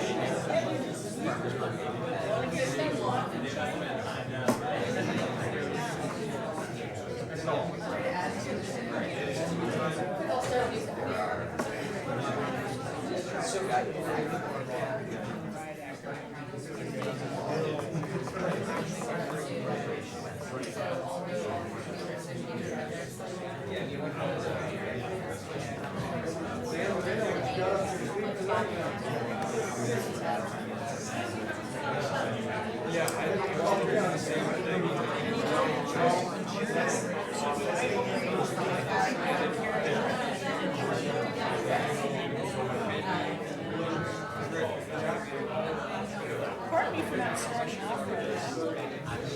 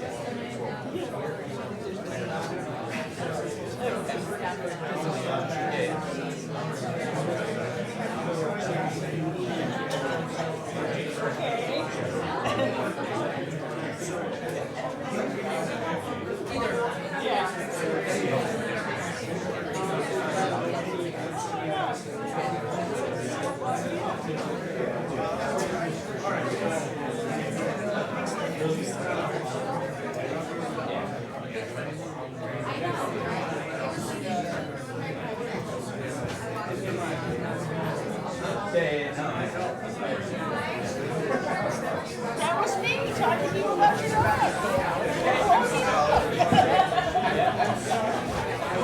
Hey, what's going on with you? Pardon me?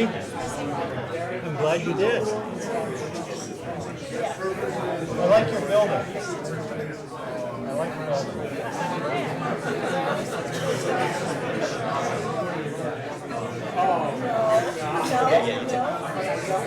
Yeah, absolutely. Sorry about that. No problem. Next time. Take it as a compliment, Rick. Show me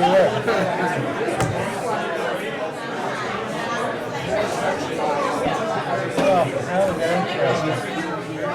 Oh, yeah. How many people are lined up? I would say, That's why I was Well, you were smart, you brought it small. you want some? No, I'm good, thank you. Do you have dinner? Yes? They're mixed nuts. I'm good. No, that's okay, I'm good. Cashews No, that's, thank you, thank you. pecans. I'm waiting for my ice cream. Yes.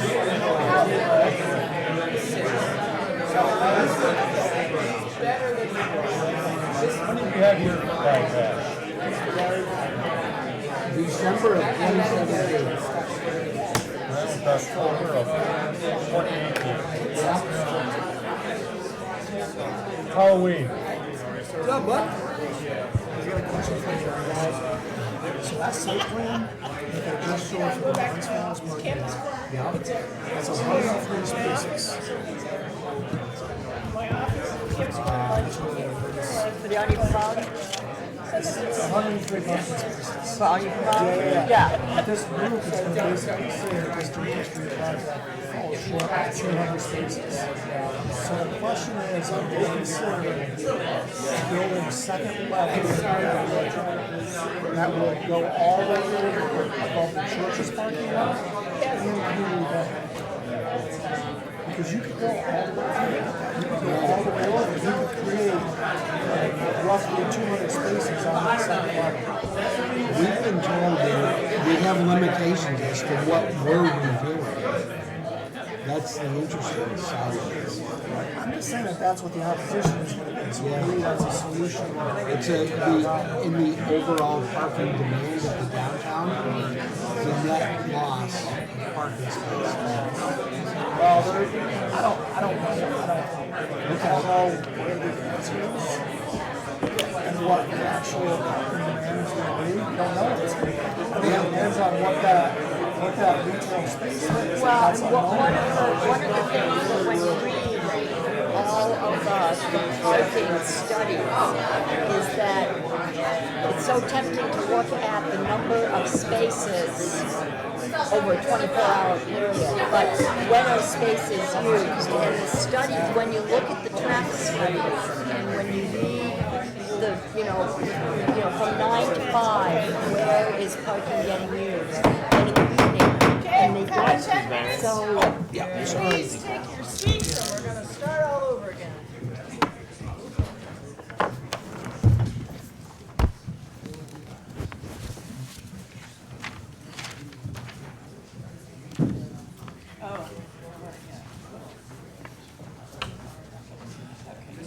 As usual, we're gonna have an introduction from Elena. And then, are we gonna open it up for public comment? Okay, the applicants will speak after that, then we'll open it up for public comment. We'll make it very clear it's time. We'll go according to the speaking schedule. We'll make some effort to regulate you. Probably not very well, but we'll try. And then each project will adjourn the public hearing section as opposed to closing it. But it's really gonna, because it kind of rolls together, the first two are probably of less impact than the third one. The third one being the mixed-use development with 115 residential units, et cetera. But it really is all one. I know you're gonna get up and start speaking anyway, and we're not gonna restrict you, okay? So, Melena, can we start number 8 on the agenda? Alright, so again, no formal votes are happening from the planning board tonight. This is essentially just to give you an overview of the projects, then get your public feedback and public comment. So the first one is item number 8. This is 2019-24, putting to Derby Street minor subdivision. This is a request to subdivide an approximate 5.3 acre lot into 2 parcels, create an approximate 0.72 acre parcel and an approximate 4.66 acre developable parcel separated by Broad Street, located on Derby Street with public water and public sewer, Zone C, tax map parcel number 207.20-7-15, owner applicant City of Plattsburgh, engineer RMS, and this is a public hearing. Okay, so again, this is the Derby Street minor subdivision. It was approved at sketch plan at the December planning board meeting. Again, it's simply separating the Broad Street parking lot from the larger Durkee Street parcel. As you can see in the overview image, the lot is naturally separated here by Broad Street, but this is one giant tax map parcel. Both owned by the city, and both currently part of a planned unit development which was previously approved back in 2004. Here is the zoning map showing the property is in the central business district. And here's a Google Earth image of the site. Again, here's the Broad Street parking lot here on the south. Broad Street here, the Gateway building and parking garage, and the remainder of the Durkee Street parking lot along Durkee Street. So again, this is simply just separating out the Broad Street parking lot from the Durkee Street parking lot, creating two lots. Here's the subdivision plat, showing the boundaries of the two new lots. Again, lot 1 being the Broad Street parking lot, and lot 2 the existing Gateway building and parking garage, and the Plattsburgh Farmers and Crafters Market, and the municipal parking lot. A zoning table has been provided. There are a number of deviations from the requirements of the underlying zoning district, but all of those deviations were previously approved under the existing PUD, and this subdivision will not create any more deviations or need for variances. I had some minor mapping comments, but other than that, no major changes have happened since the planning board saw this at sketch plan approval. Staff has reviewed the secret part 1 that was submitted with the project. Slide here. That was submitted to the planning board for sketch plan approval. Again, like I said, we're not making any final determinations tonight, no votes or anything, but the planning board will utilize the GEIS that has been prepared to cumulatively review all of the downtown revitalization projects, including this subdivision. And a finding statement will have to be prepared and accepted before final approval can happen. But again, like I said, no approval is happening tonight. This is simply just to get the information out to the public and get some feedback in regards to this minor subdivision. Now I'd like to open it up to RMS for any additional comments in regards to mapping. Very straightforward. You know, this piece is simply utilizing the existing natural boundary of Broad Street to separate the tax parcel into two pieces. So the application would separate the Broad Street lot from the Durkee Street lot. There's no improvements proposed with this application, just basically utilizing Broad Street as a natural barrier, taking one tax parcel into two tax parcels. So there's no construction at all with this application, simply just subdividing it into two parcels. Both parcels will still be owned by the city, so there's no change in title, simply just bringing two tax parcels what currently exists in one.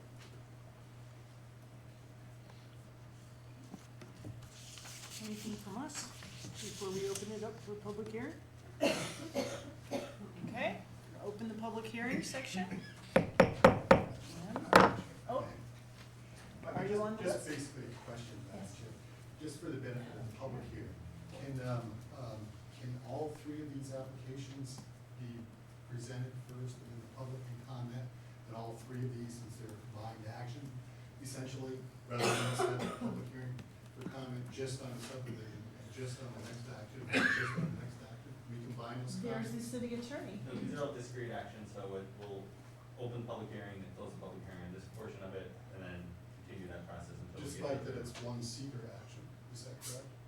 It's all combined through the GEIS, it's one secret review, but these are separate actions, these are independent actions of the board. So if we comment on the third action, the comments will be taken into consideration by the board for all of these actions, is that correct? They're all associated projects, so absolutely. Yes, sir. Just wanted to make that clear, thank you very Yes. much. Do we have anybody that wants to actually speak about just pulling this one tax parcel into two? Stand up, name. Kathy Baumgarten, 30-year resident.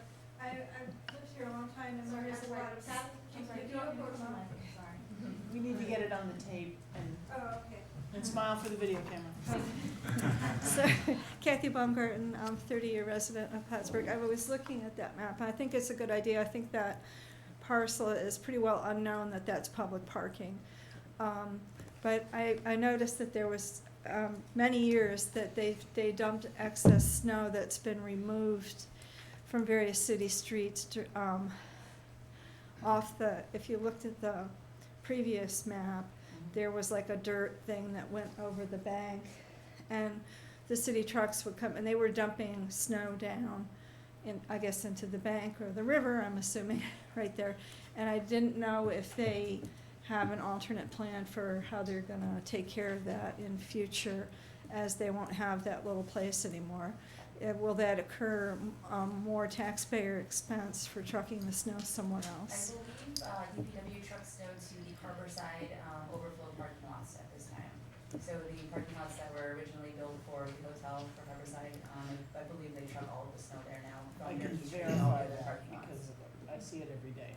It's That's what's being done now? Yeah. Okay. And there, it's there till June and it's wonderfully dry. Yeah, we snow. should have skiing that kind of, okay. Thank you. I have a question. Okay, go ahead. I don't know if I'm gonna be permitted. Carol Klepper, 17 Couch. I just wondered if the Broad Street parking lot, if where the transformers are, they could put an electric charging station, because that would make sense for the compact cars, and now's the time to do it. So that's all I wanted to make a comment on. I'm Laura Palkovic, and I was just listening to this number 8, and I'm wondering, what is the effect on the city taxes by moving this into 2 separate tax parcels? What does it do? Why is it being separated? So this isn't a question and answer, this is an opportunity for you to make a comment. Okay, then my comment is I would like someone to explain to me what the significance is of turning it into 2 tax parcels.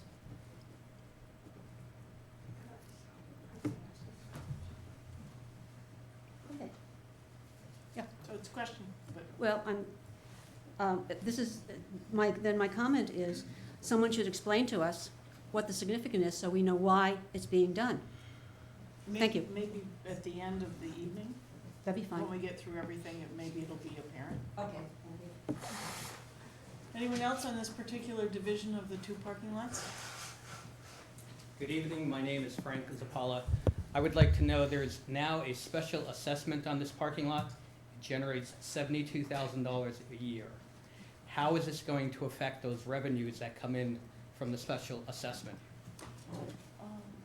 Again, we're not supposed to answer the questions, but it's a good question, but I think, isn't the special assessment district being enlarged for parking? In other words, We will take all of your comments and we'll respond at a later date. We will write this down and respond. Classic. It's classic. Okay. I look forward to coming back up. anyone else for this issue? Number 8? Okay, so I'm going to just adjourn the public hearing instead of closing it, which means it's gonna be opened again at some later point. Okay. On to item 9. Number 9, so this is 2019-11, 22 Derby Street PUD subdivision. So this is a request to amend the boundaries of and uses within previously approved plan unit development, PUD. The request includes a 2-lot subdivision within the PUD located on Derby Street with public water and public sewer, Zone C, tax map parcel number 207.20-7-15. Owner applicant, City of Plattsburgh, engineer RMS. Again, this is a public hearing.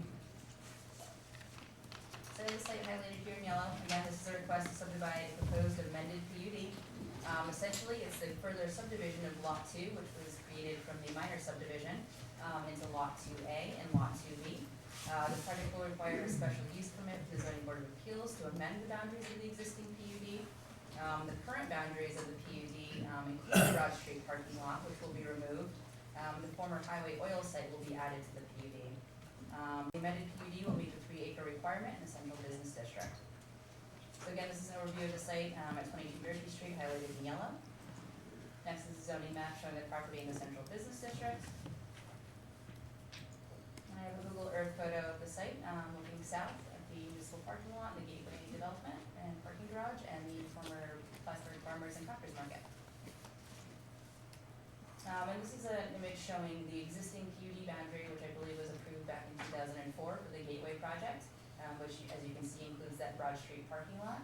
And then the new proposed PUD boundary, which is essentially the Gateway building, the municipal parking lot. And this subdivision will further divide that site into 2 lots, Lot 2A and Lot 2B.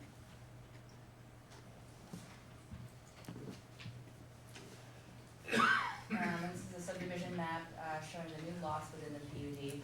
So the planning board is not only approving these new lot lines within Lot 2, but also the bulk area requirements and deviations associated with the Durkee mixed-use development, which, as you all know, is the 115 residential units, 10,000 square feet of commercial space along Durkee Street, underground parking garage, surface parking, pedestrian walkway, and 3,400 square foot commercial space in the former farmers market. So the PUD, although defined as a subdivision, is actually a planning tool used to allow for greater latitude and flexibility in the design of a project. So the planning board has the authority to approve these deviations requested from the site plan during this PUD subdivision review. A narrative outlining the deviations under consideration of the PUD guidelines has been submitted as part of the original application that the planning board has reviewed already. At the sketch plan review, and additional information will be presented to them before final approval is received. So I do have a picture here of the associated PUD site plan, which we'll talk about in the next agenda item. But again, it just shows the mixed-use building, the surface parking, the underground parking, and the walkway connection to the Riverwalk. And here's the deviation table outlining the request to deviate from the front, side, and rear setbacks and the building height requirements. So the front yard setback for a 5-story building in the central business district is 15 feet. The project is requesting a 9-foot setback on Durkee Street and a 2-foot setback on Bridge Street.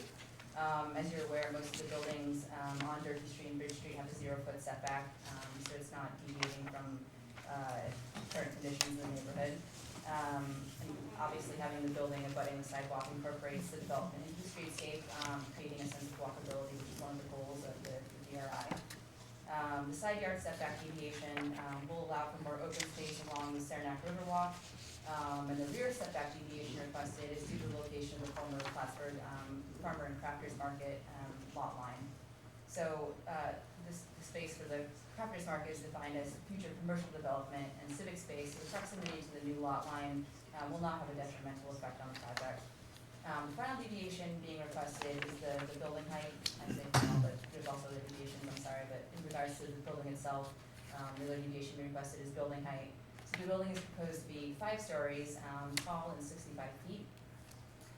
14 stories are actually allowed in this district, but the number of feet allowed is actually the number of stories times 12. So because it's 5 stories, only 60 feet is allowed, but they're requesting a deviation of 65 feet, so a difference of 5 feet.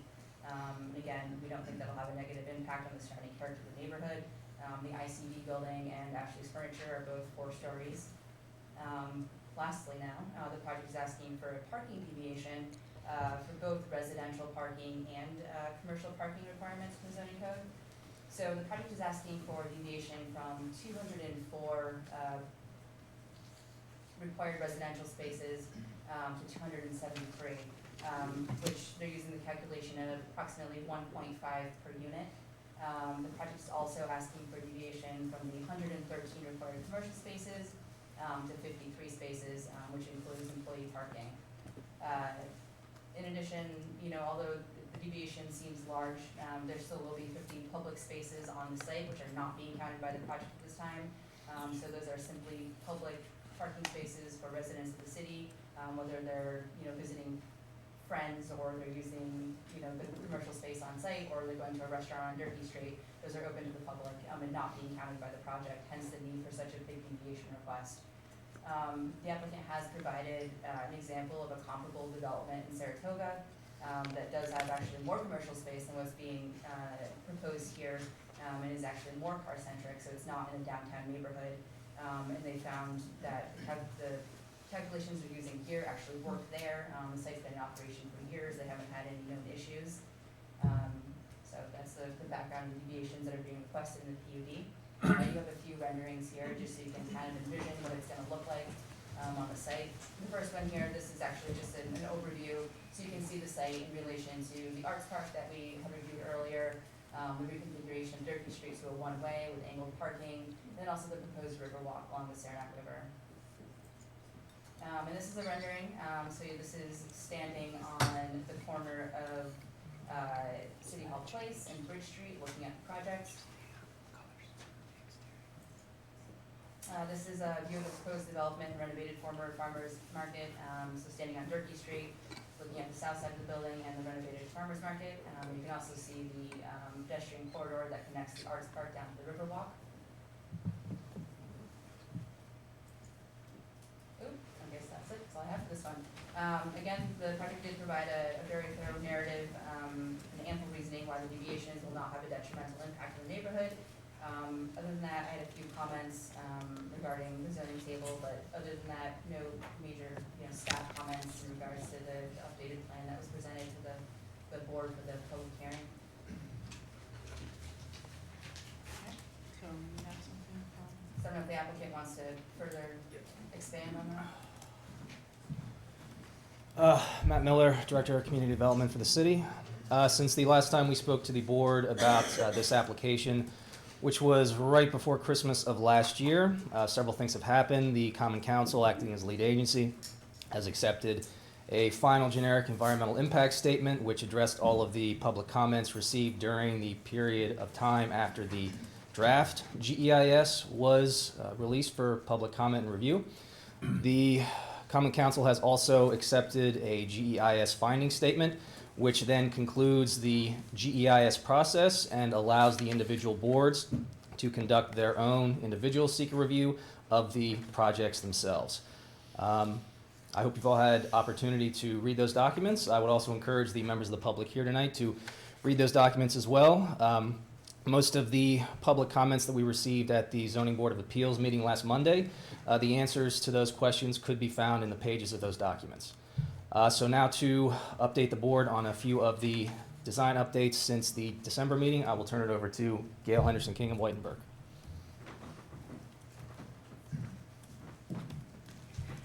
Good evening.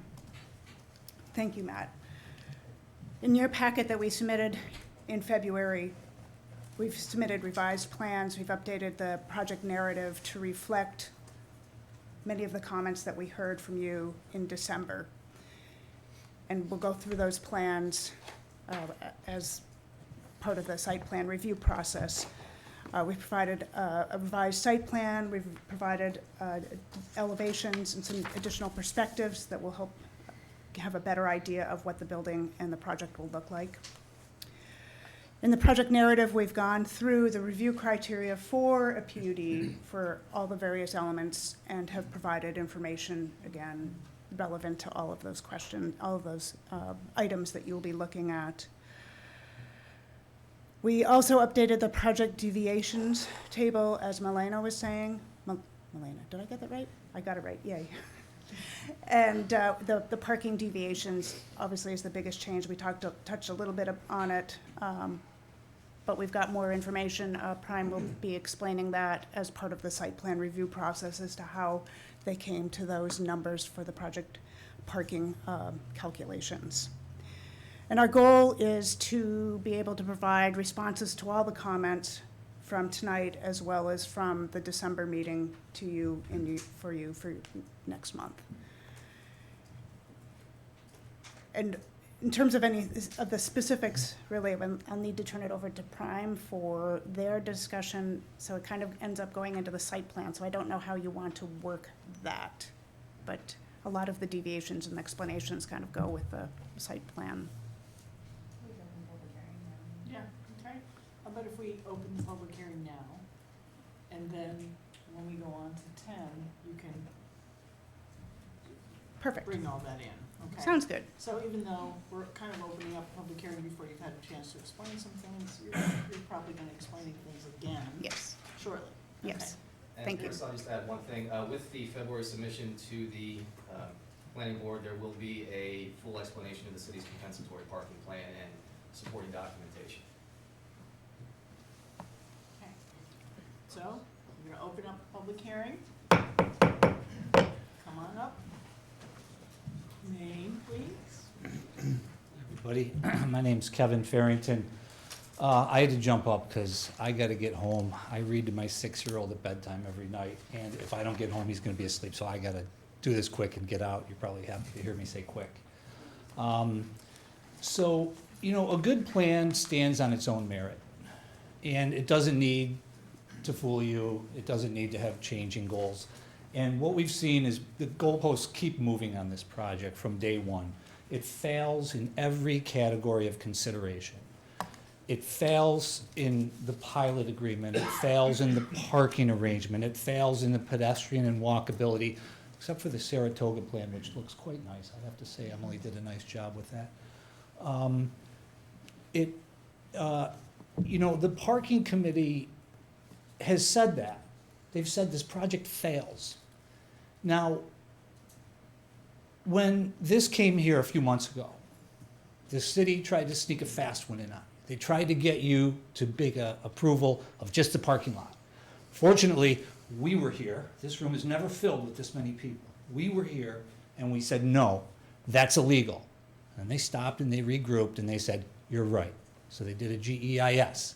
Now, if you comb through that very carefully, you'll find it's flawed. So they said, here's what they said. They said, we're gonna make the developer build enough parking to suit their own supply, to enough supply to meet their own demand. Then they changed their mind. And they said, well, they can't quite do that, so forget about it. So they tried what every developer tries, but it never works. They said, well, forget your code. Let's comply with national standards. So they pull out a book from the NTIS and they say, well, look at the national standards. Then they give you anecdotal information about some other hypothetical project or real project that they have elsewhere. And they walk in here with hypothetical, anecdotal information and tell you, oh, our project's fine. We don't really need all that parking, okay? So now they don't have what they said they were gonna have. And there's standards because, you know what, look, there's developers in this room. When you set the precedents, if you approve this, are you gonna tell the developers in this room that they can come in with their own anecdotal data? Well, I own an apartment here and it's just fine. I own an apartment there. Oh, I have national standards that say we don't really need all that parking that you have in your code. That's what they're asking you to do. That's a sucker's bet. Don't fall for it. Number two, they said that we're going to provide sufficient parking around the city to compensate for the parking that you're missing here. Now, let me ask you a question.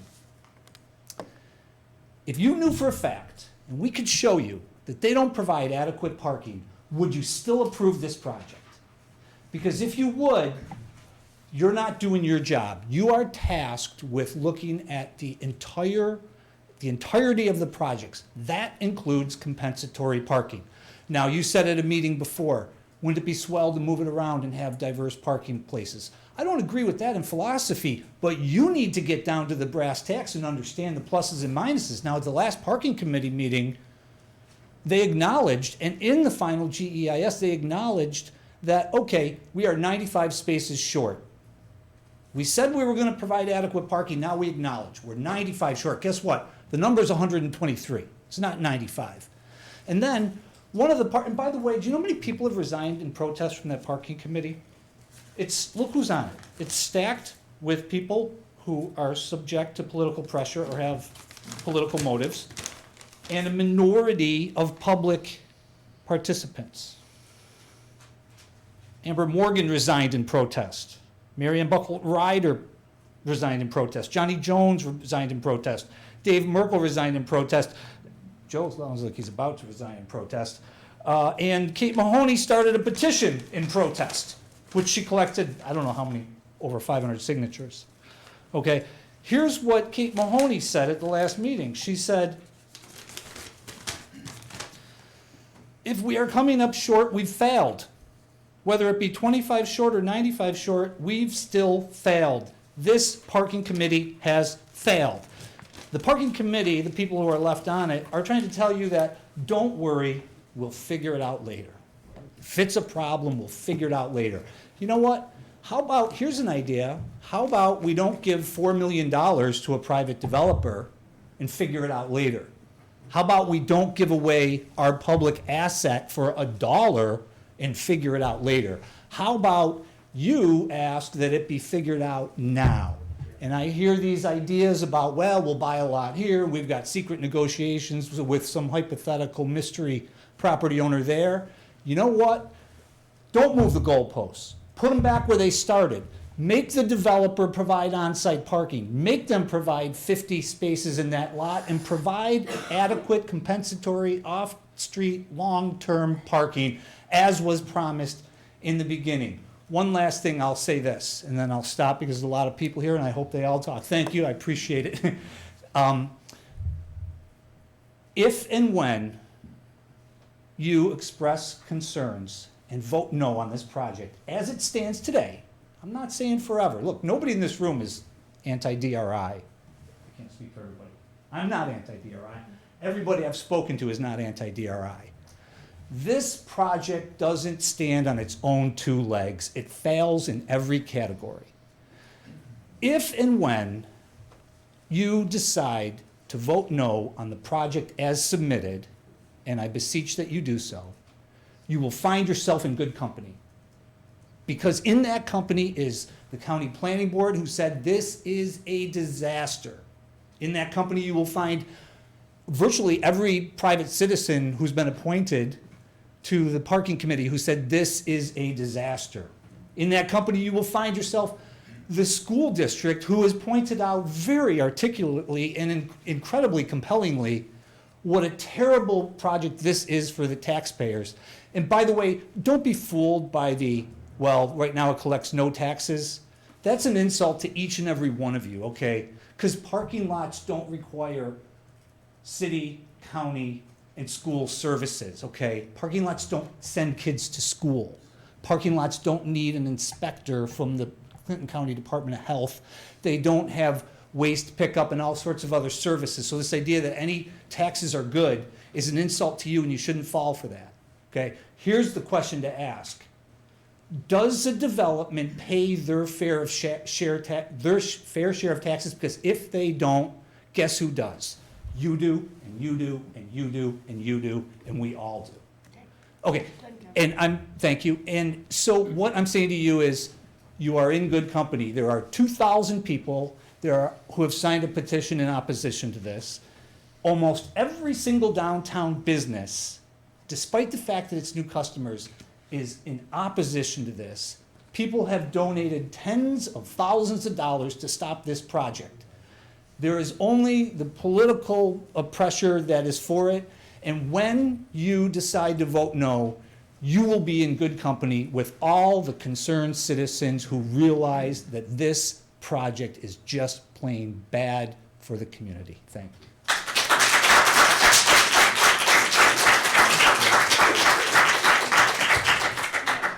Who's next?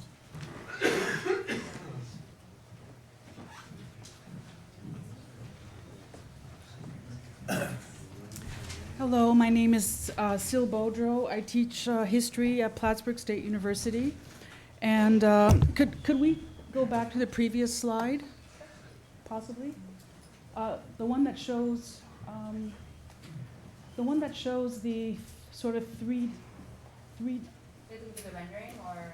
The one that has Margaret Street on it, where you can see the buildings on Margaret Street as well. Maybe go forward a little bit, I think. A map.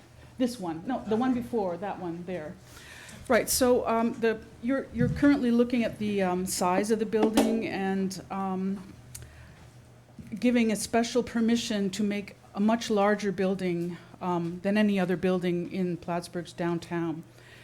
And my concern is a concern of size and overwhelming scope and how it will change the fabric of our downtown, the feel of our downtown.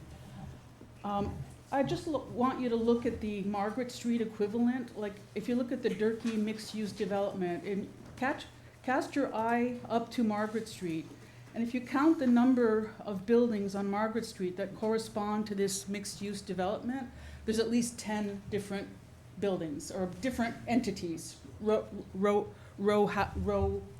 houses, which makes me think that this project is about 10 times the size of anything that corresponds to it.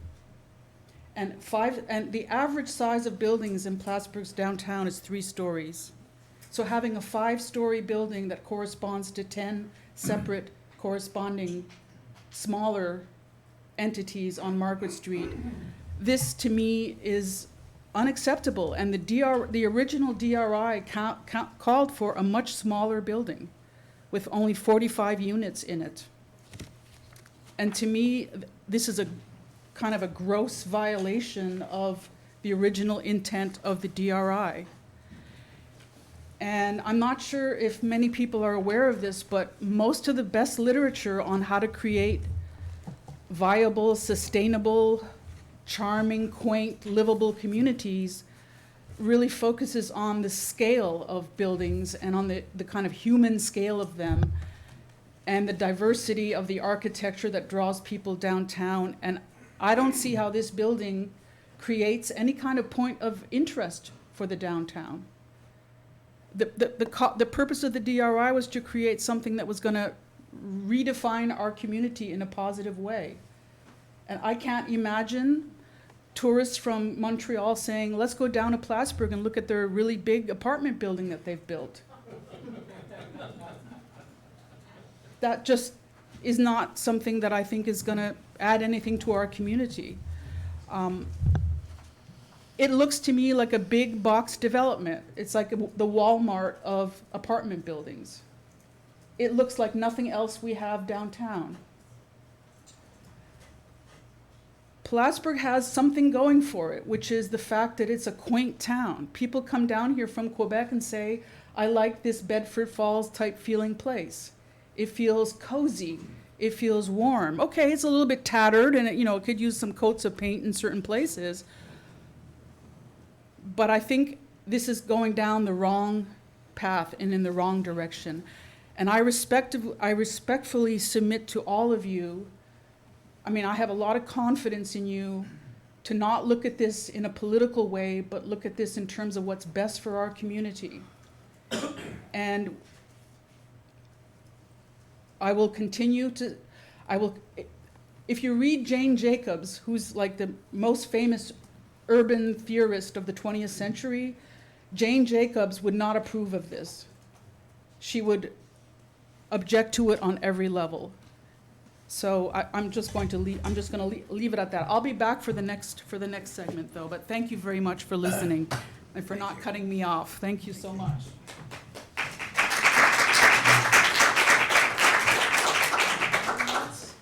The list is way down there. Oh, no, you can go. I've already been up once. Go on. I'll go next. I'm Tim Palkovic. I live in the city. Just reinforcing what Kevin said, he's a traffic engineer, so he knows the subtleties of this. But it's very simple. There is not enough parking in the city with this plan, or the city would not be proposing parking meters. Parking meters are going to blow people out of downtown. They'll go to the mall and won't come downtown. It'll ruin our city. I'm very concerned about the lack of parking that this large building has created in our city.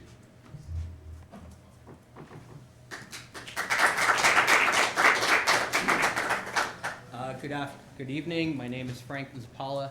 As part of my remarks, I'd like the following document placed into the record.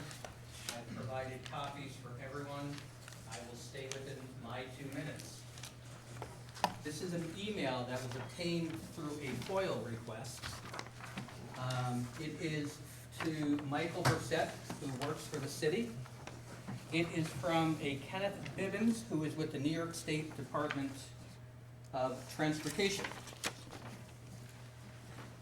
The beginning origins of this document talks about doing angled parking on Bridge Street.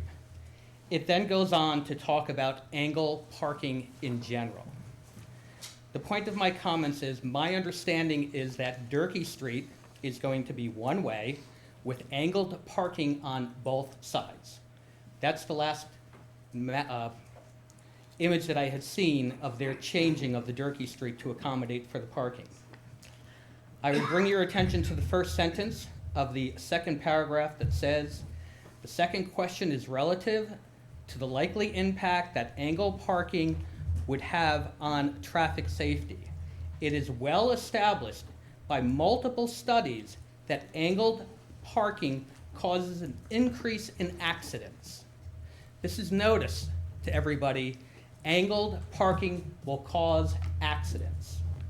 If you read the last part of his email, it says, based on the concept and its traffic safety implications, I would use the strongest language possible to discourage the institution of this change. Now, you can read and dice this all you want, but this particular individual I would consider to be an expert. And if you think angled parking is correct, I can assure you this man will be in court one day telling you it's not safe. So if their idea is to turn Durkee Street one way with angled parking on both sides of Durkee Street, that's a problem. Also take into consideration restaurants who get deliveries on Durkee Street, garbage pickups on Durkee Street. You've got a loading dock on Durkee Street for Ashley Furniture. All of our businesses, not their businesses, our businesses are going to be affected. And I thank you for giving me the opportunity to speak.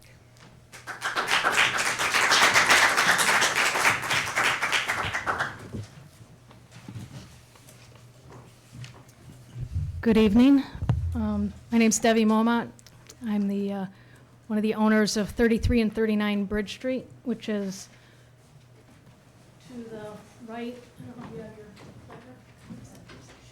clicker. The center.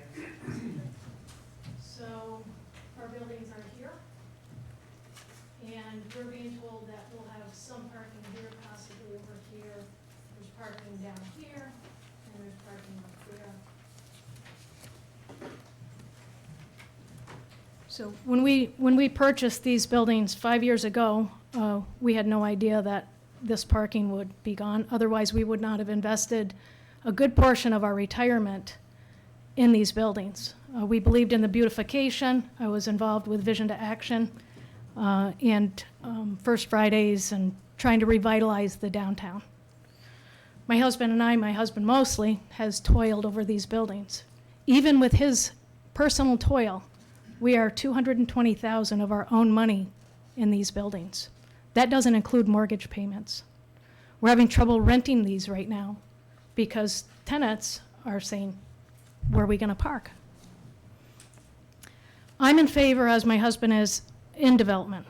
However, we're opposed to this project in its current scope. It's much larger, as has already been discussed, than previously spoken about in the DRI. Different than what was presented with the Red Sea. We and neighboring landlords already have difficulty renting, as I've mentioned. We've upgraded our apartments that I would have not even let a dog stay in before we own these two buildings. And some of the folks that are here that do the inspections know exactly what I'm talking about. They were dangerous, they were filthy. I had to scrape feces off from floors after we pulled up carpet. It was like concrete. We went from 2 tenants in both of our buildings that had vehicles to 10. I don't believe anywhere in the studies that increase has been taken into consideration. There's a lot of landlords right now putting a lot of their own investment, a lot of grant money into these buildings that are bringing people that have cars. We don't have good public transportation in the city. It doesn't make sense. It's not cost effective. Using actual and complete anticipated parking spots shows a deficit of hundreds of spaces if you look at all of the numbers.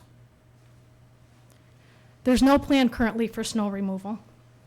Right now, if you live downtown, which I do frequently because I stay up late renovating apartments, and when the snow comes down, they plow the snow and it goes to one part, and there's limited parking in the city as it is now.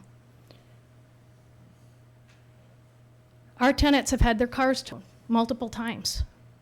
Not because they're bad people, not because they can't pay attention to lights, but it just happens. $300 to $400 each time a car is towed. I have read the GEIS documents, pardon me, I don't know all the acronyms. I encourage your review, your scrutiny, and your update of this document with the numbers that do not appear currently to be inclusive of all the data points that are essential to make a good decision. For instance, they have no mention of the increase in the parking needed for vehicles for tenants moving downtown that have vehicles. There's no mention of those spots that we just learned about that are lost in the West Telecom space.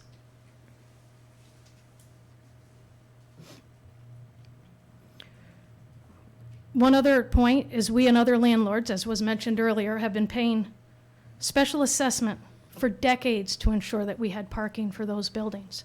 We have no other parking. There's the courtyard behind us. I don't know that I want young folks walking those distances to park in other areas. And as it is, as I mentioned earlier, we're still 200 parking spots roughly short, if not more at this point. So with that, I appreciate the time and going more than 2 minutes. Thank you.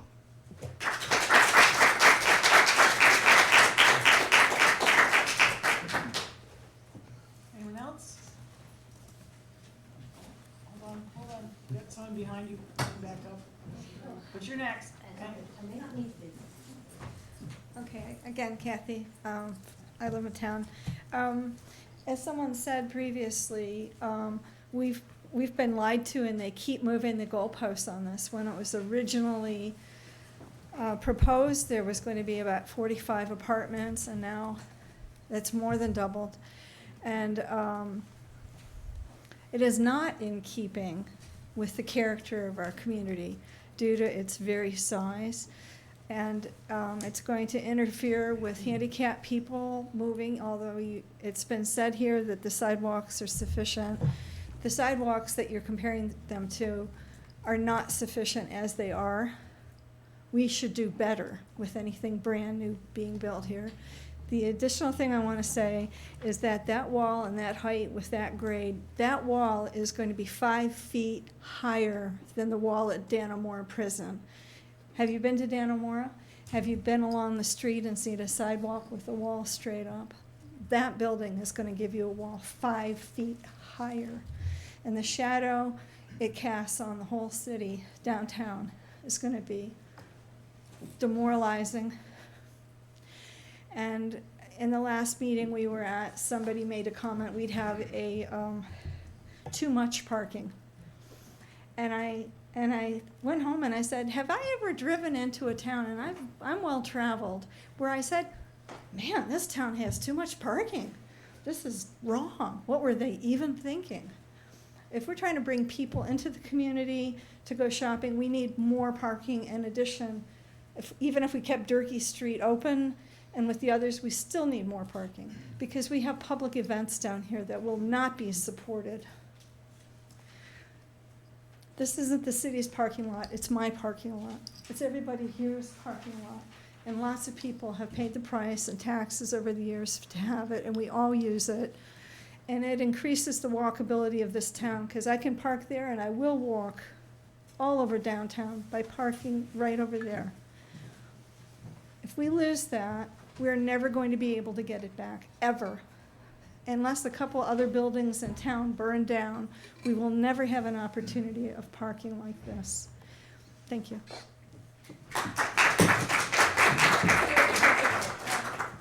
Anyone else?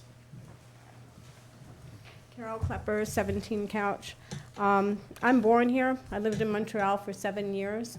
I've visited many a city and gone many places, and I always come back to Plattsburgh. But for over 50 years, we've been trying to develop this property into multi-use use. And every project that's come before the city has failed. This is more than 3 times the size, maybe 5 times the size of what Frank Garvey and many people over the years have tried to propose to the city. We are not even getting a penny from the development originally. And we're having to burden the cost of finding additional parking and creating additional parking to try to create the deficit to try to fill the deficit that's being created. I went to some of the parking committee meetings. I was so dismayed, I couldn't continue to attend. That's not the solution. The solution is we need to downscale this project. It is more than 2.5 times the size of the original project that was presented. The city needs more people living downtown, there's no doubt. When we need different types of people living downtown so we can encourage business and restaurants and having the redevelopment. But not at the cost of other people that currently live downtown. I live within blocks of walking downtown. We need to make it walkable We need to make it inviting, and we need to attract more people not only living here, but visiting here. We can't do that if we don't have adequate parking. And having a construction building that is 5 stories right in front of the river, that blocks not only the view of the river in many, situations of the construction, but that is now the focal point of the city, is not in keeping in our historic district that we're trying to revitalize. We don't want a modern constructed building that has a little bit of brick that overpowers and overshadows every other building in the downtown corridor. We want to complement the buildings that exist here. We want to complement and help revitalize the city. We won't do that if we let this project continue in its current state. It is too large for the center of downtown. It creates a problem for not only the businesses and owners of properties that have mixed use with tenants that need parking, that downtowns have a problem. Do we want to be like Lake Placid? Do we want to be like other cities that can't find parking for the tourists that come to visit? We want to generate tax dollars and income. We're not going to do that if we give our one large parcel away to this project. I encourage the planning board to work with the developers to downscale this project, to work with the city residents and the business owners and the people that have put in their heart, sweat, and tears and all their money into trying to make a living and revitalize downtown into something that's viable. So I ask the board, time is not of the essence. There is no reason that we need to make this happen right away. We have grant money, we have a time limit, I understand that. But we can move forward and show progress by working together and working with the city residents and the people that know. Kevin Farrington has worked for the city for a number of years. This is not somebody that's uneducated and not knowing of what the problems are going to be faced for the city residents and businesses and you as members who live in the city. We want this to go down in history as something that we all can be proud of. This current project, and including the facade, is not something that I want to walk downtown and be stuck with, like some monument that is never going to be able to be, it's just too big. So I ask the planners, please, plan a proper project with the developers, downscale this. It's not to our benefit, it's to their benefit that they're getting such 2.5 times the number of units and not having enough underground parking and not providing any parking that's sufficient for the people that live downtown and work. Thank you very much.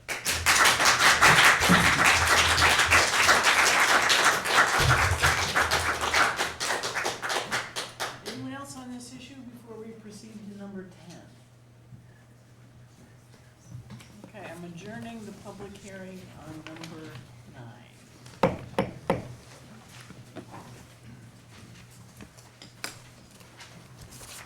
Okay, last item on the agenda, item number 10.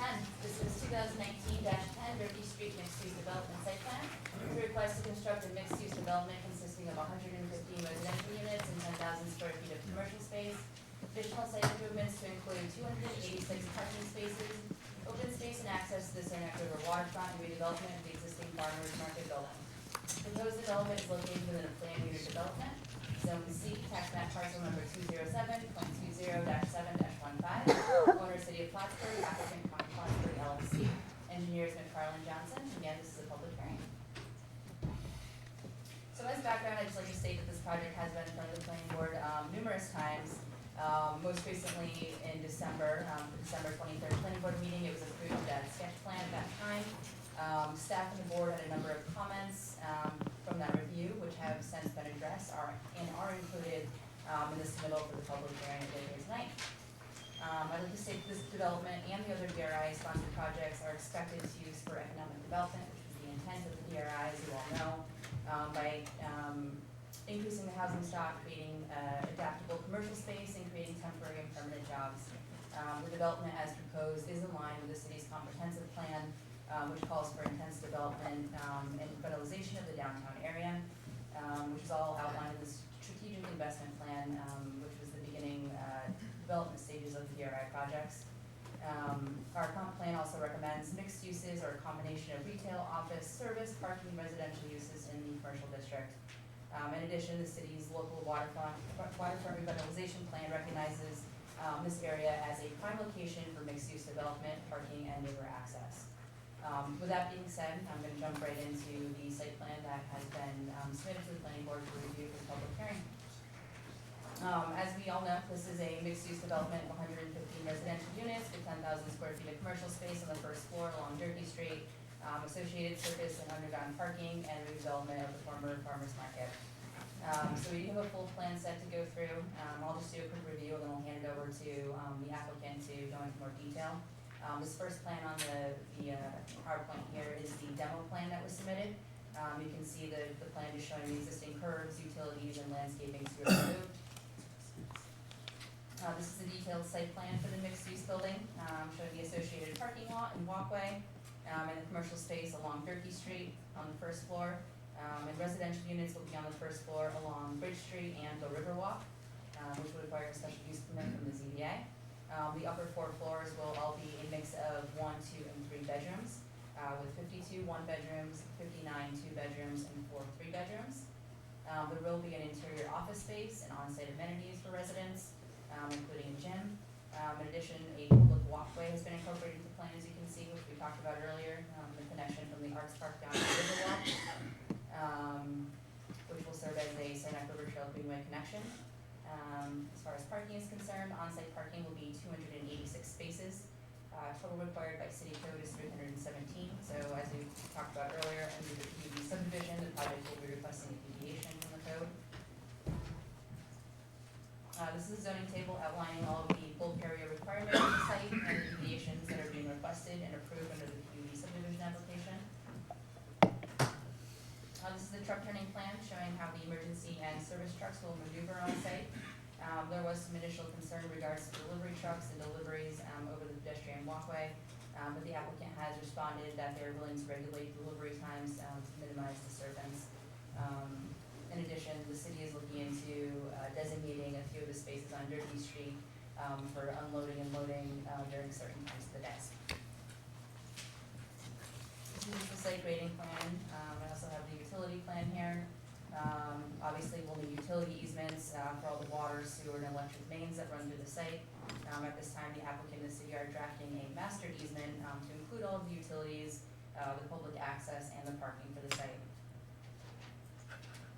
Some of the detailed plan sheets, there were many in the full plan set, but I included this one just so you can see an image of the dumpster enclosure, which is in the bottom right corner. It will be kind of prominent on Durkee Street next to the pedestrian walkway, but they do plan on enclosing that. This is a landscaping plan.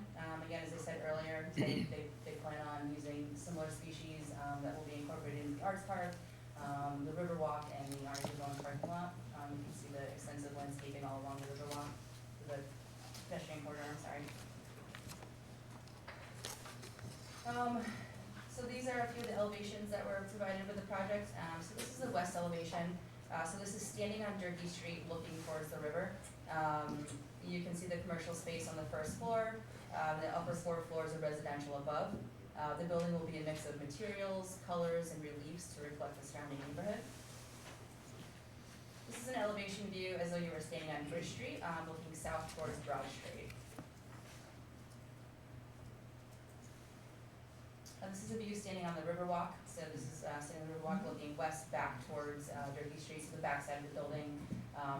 Sort of the middle of that building, you can see a lower wall, which is proposed to be sort of like a living green space wall to enclose in the courtyard parking. And this is an elevation standing on the pedestrian corridor, leading down to the Riverwalk, looking towards Bridge Street. And this is a section view, just giving you an idea of the elevation of the building in relation to the street. The project is proposing to have first floor residences, which is allowed by special use permits. This just kind of gives you an idea of the scale of the building and the first floor residences in comparison to the street.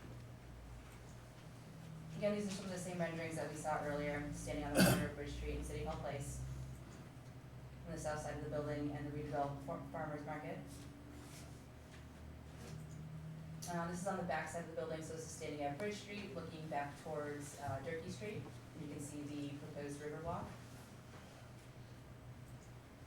And another rendering standing on Bridge Street, looking back towards the back side of the building.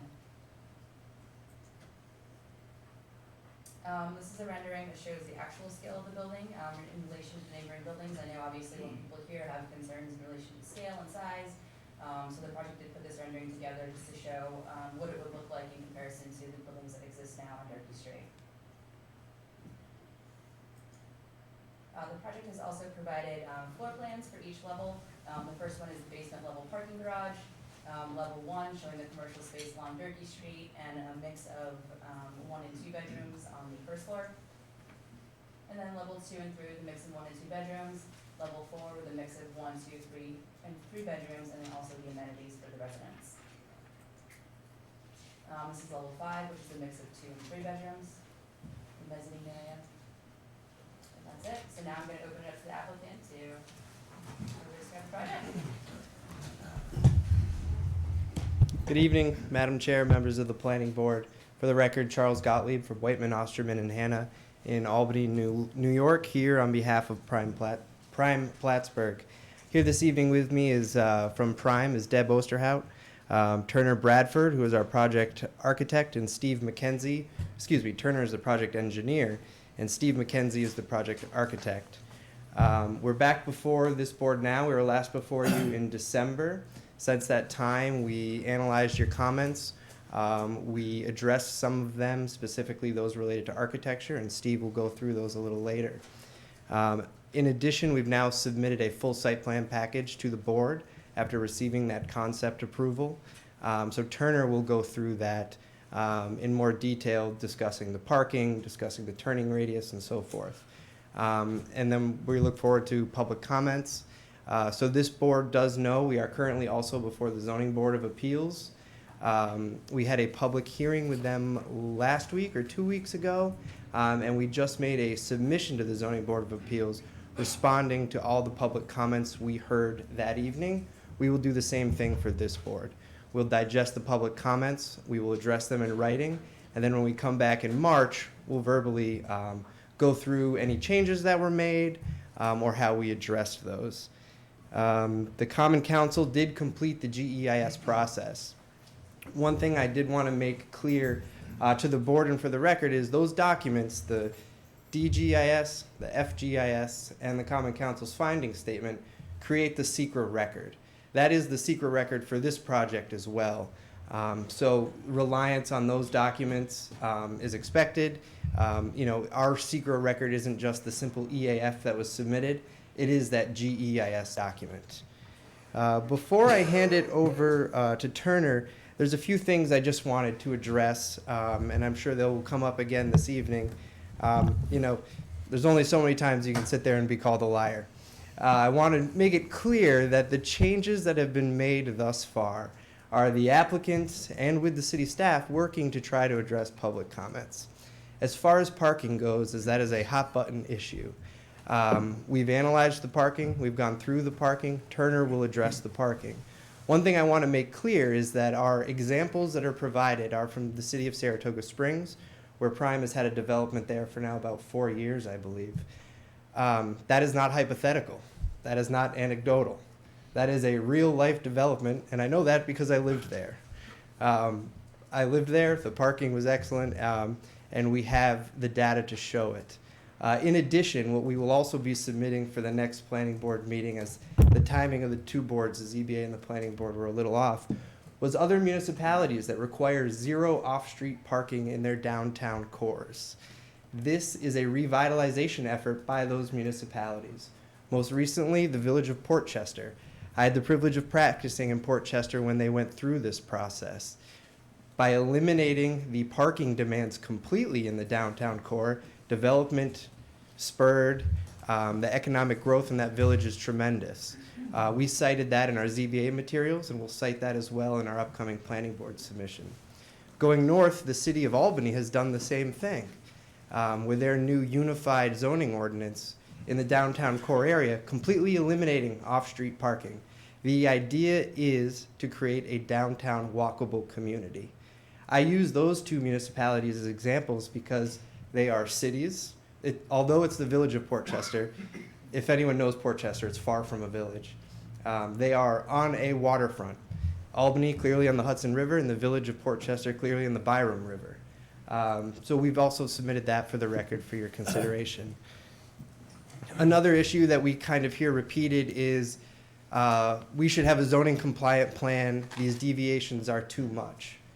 For the ZBA response, and we will also submit it for this board, we highlighted that a zoning compliant as of right building would be 12 stories high and 144 feet. So really the planning board should use this PUD deviation process to make a development that is sustainable.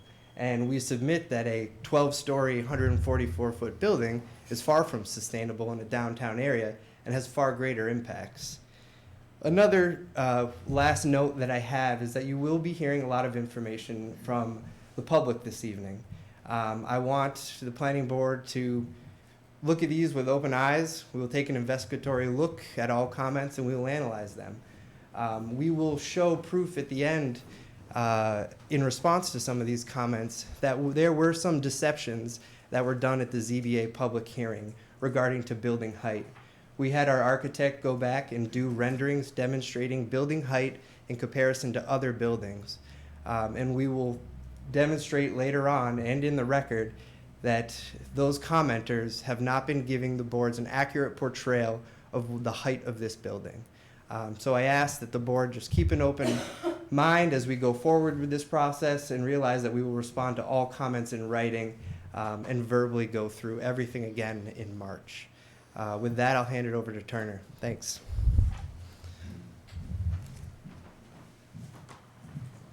Thank you, Charlie. Turner, Bradford, McFarland, Johnson. She'll pull it up. All right, perfect. It's probably going to look pretty similar. I think you did an excellent job going through everything, but I will just touch on some additional items here. I'll try to work this, but it looks awfully touchy.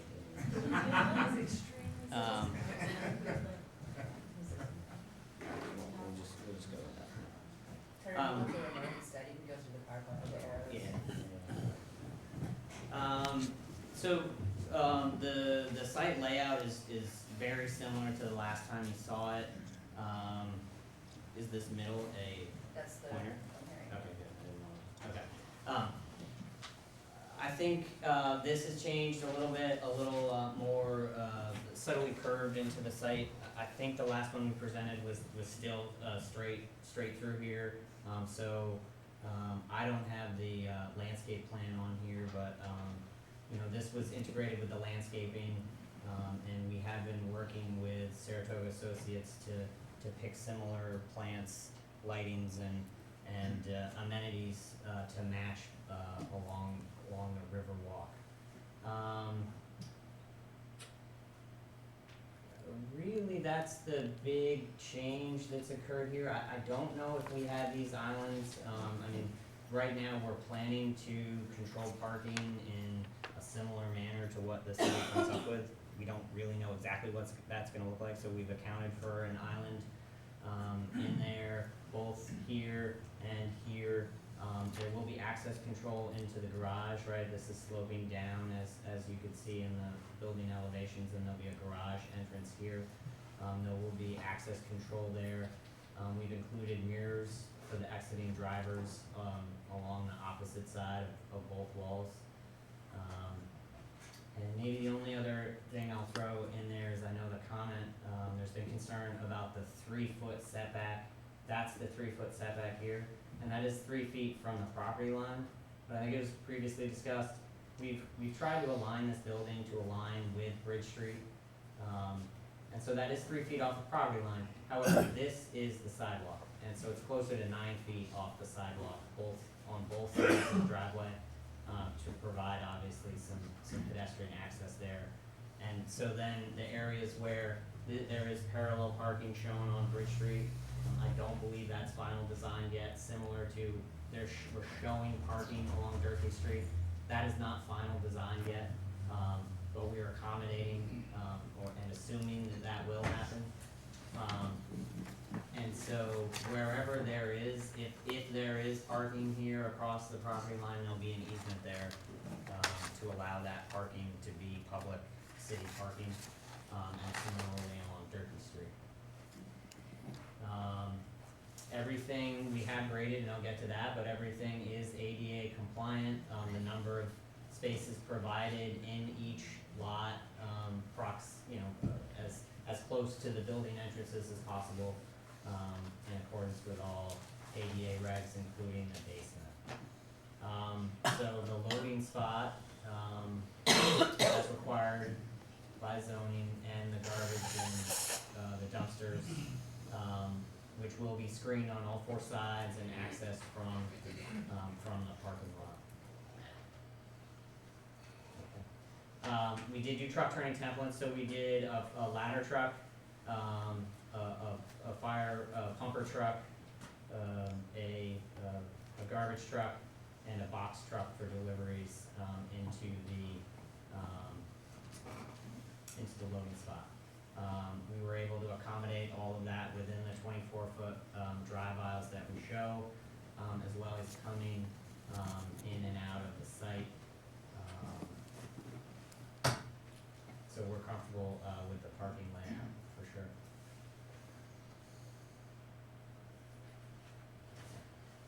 So we did a grading plan. It's pretty simple along the bridge in Durkee Street. Obviously, we're tying to what's there. It does drop along here. So this is a little bit steep.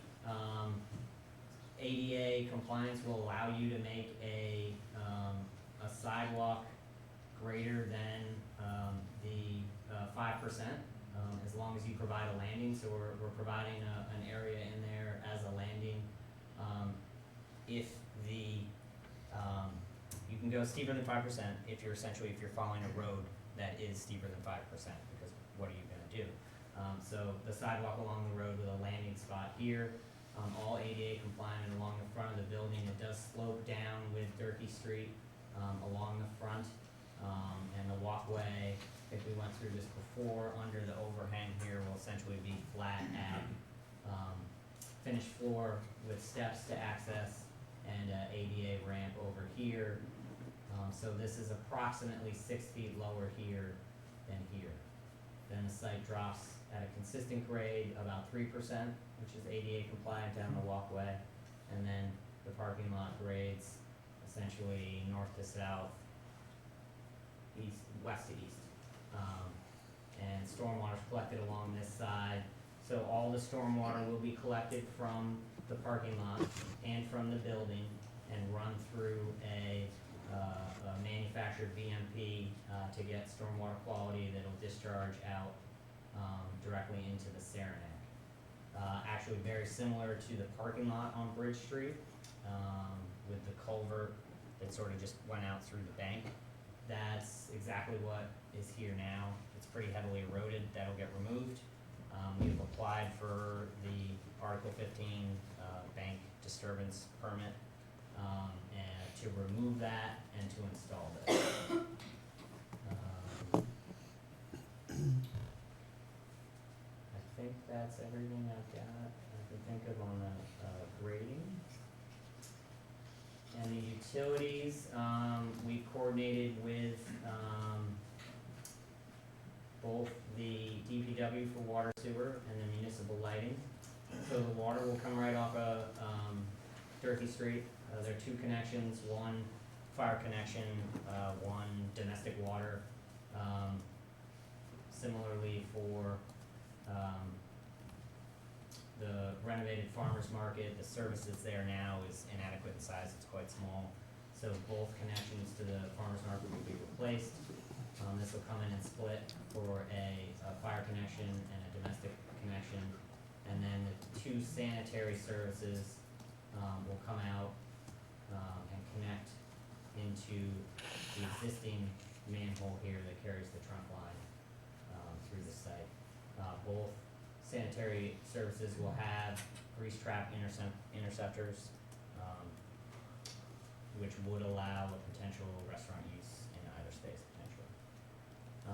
The electric service, there is no existing transformer down along the river that runs the lights within the lot now, as well as whatever is along the walkway now. So that'll either get replaced or moved, one or the other, and we'll coordinate that with municipal lighting to here, which will be the smaller transformer that will run this building and the lights for the external site.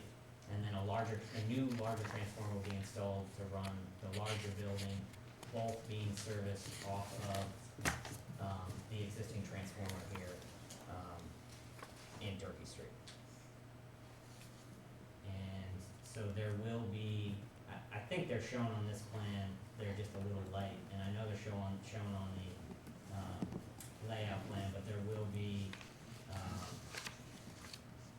easements done for, not for the internal to the site, but certainly for the trunk line, and the electrical lines through the site, for any parking that occurs on the site, and the existing electrical mains that run along Durkee, as well as this is a overflow sanitary line that will actually run under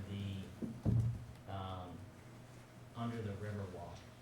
And it is replacing an existing overflow line that currently connects this system to a system in Bridge Street that makes a connection to the wastewater, a separate connection to the wastewater treatment plant.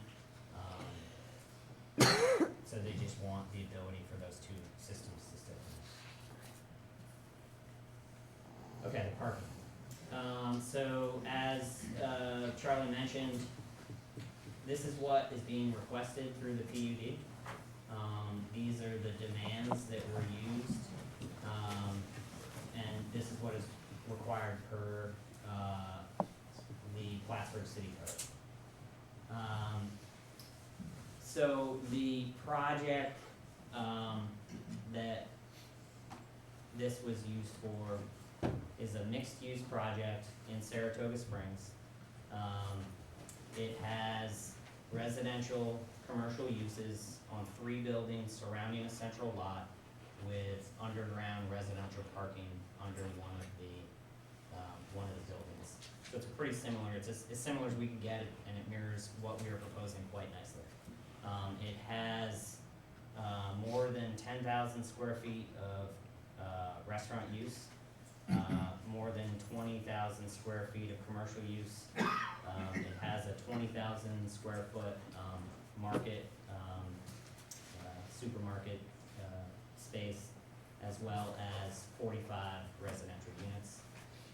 It's been operated for more than 4 years, and it's been fully occupied, I think 95 to 97% occupancy on the residential units and fully occupied on the commercial space.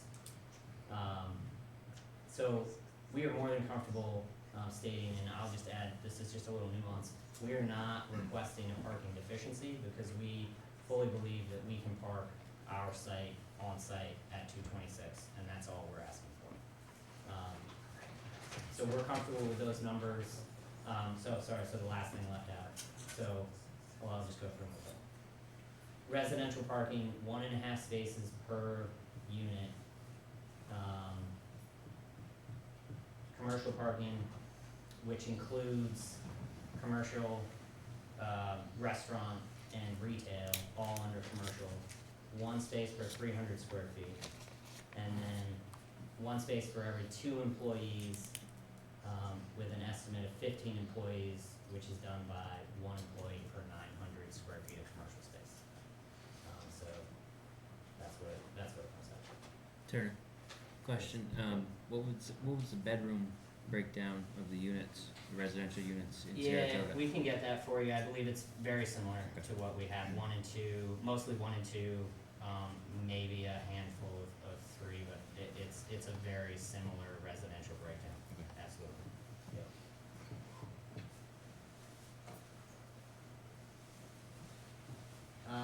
actually, I think that is everything I was gonna run through.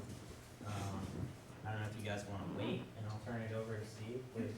I would just, related to the parking, talk about the 10 spaces above the 226. Okay.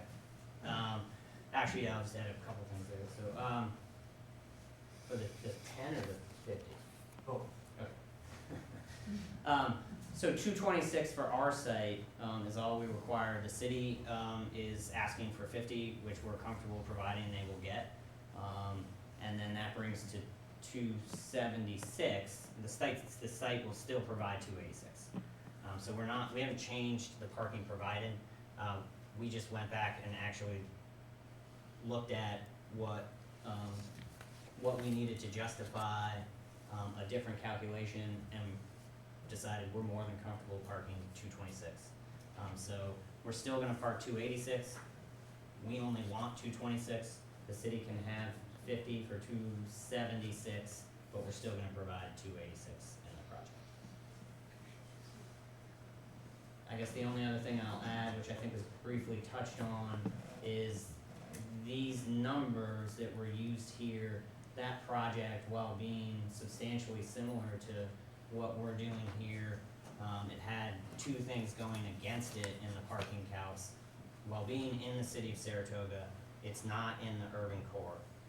And so there's no off-site parking proximate to this site.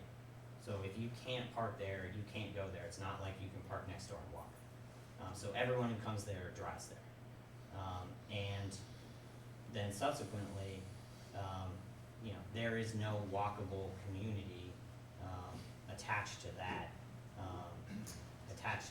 development. So there is nobody walking to this site. So again, we're more than comfortable with 226 for our project. And I'll just add, Charlie lived there, I shopped there, I went there on Christmas Eve doing looking for my Christmas Eve groceries, and it was crowded. I probably got flipped off, but I got a parking space. So actually with that, then Steve, if you're ready, I'll turn it over to you if you guys are ready for the building. Okay.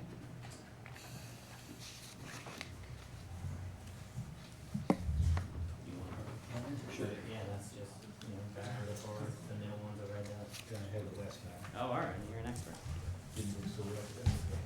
And then I'll give this back. Can you see okay over here, if I stand here a little bit? Okay. So I'm gonna touch briefly on the changes we made on the exterior, based on comments, requests from the last meeting. This shows the original version that we had when we first submitted a rendering, the view from the corner of Durkee Bridge. And the modifications we made basically revolved around creating more articulation, more refinement, introducing more color on the exterior. So this shows how we articulated that. In particular, we look at the sections that had stucco previously on 3 sides, which is primarily the 4-story sections on the base of the building, on Bridge, Durkee, and along the pedestrian walkway. So we changed that to clapboard siding, hardy panel, which is a very durable fireproof product. You're probably familiar with it. And it's hard to see from this distance, but it'll be a combination of 3-inch exposure and 6-inch exposure on the siding. And those are the areas shown in red on the Durkee side and in a warm gray on the Bridge Street side. And then along with that, we introduced spandrel sections, which you see below the windows. And those are contrasting colors, either in the red again in the Bridge Street side. And same will be used on the pedestrian walkway side of the project. And on Durkee, we chose to vary that, again, to create overall a greater sense of variety on the exterior.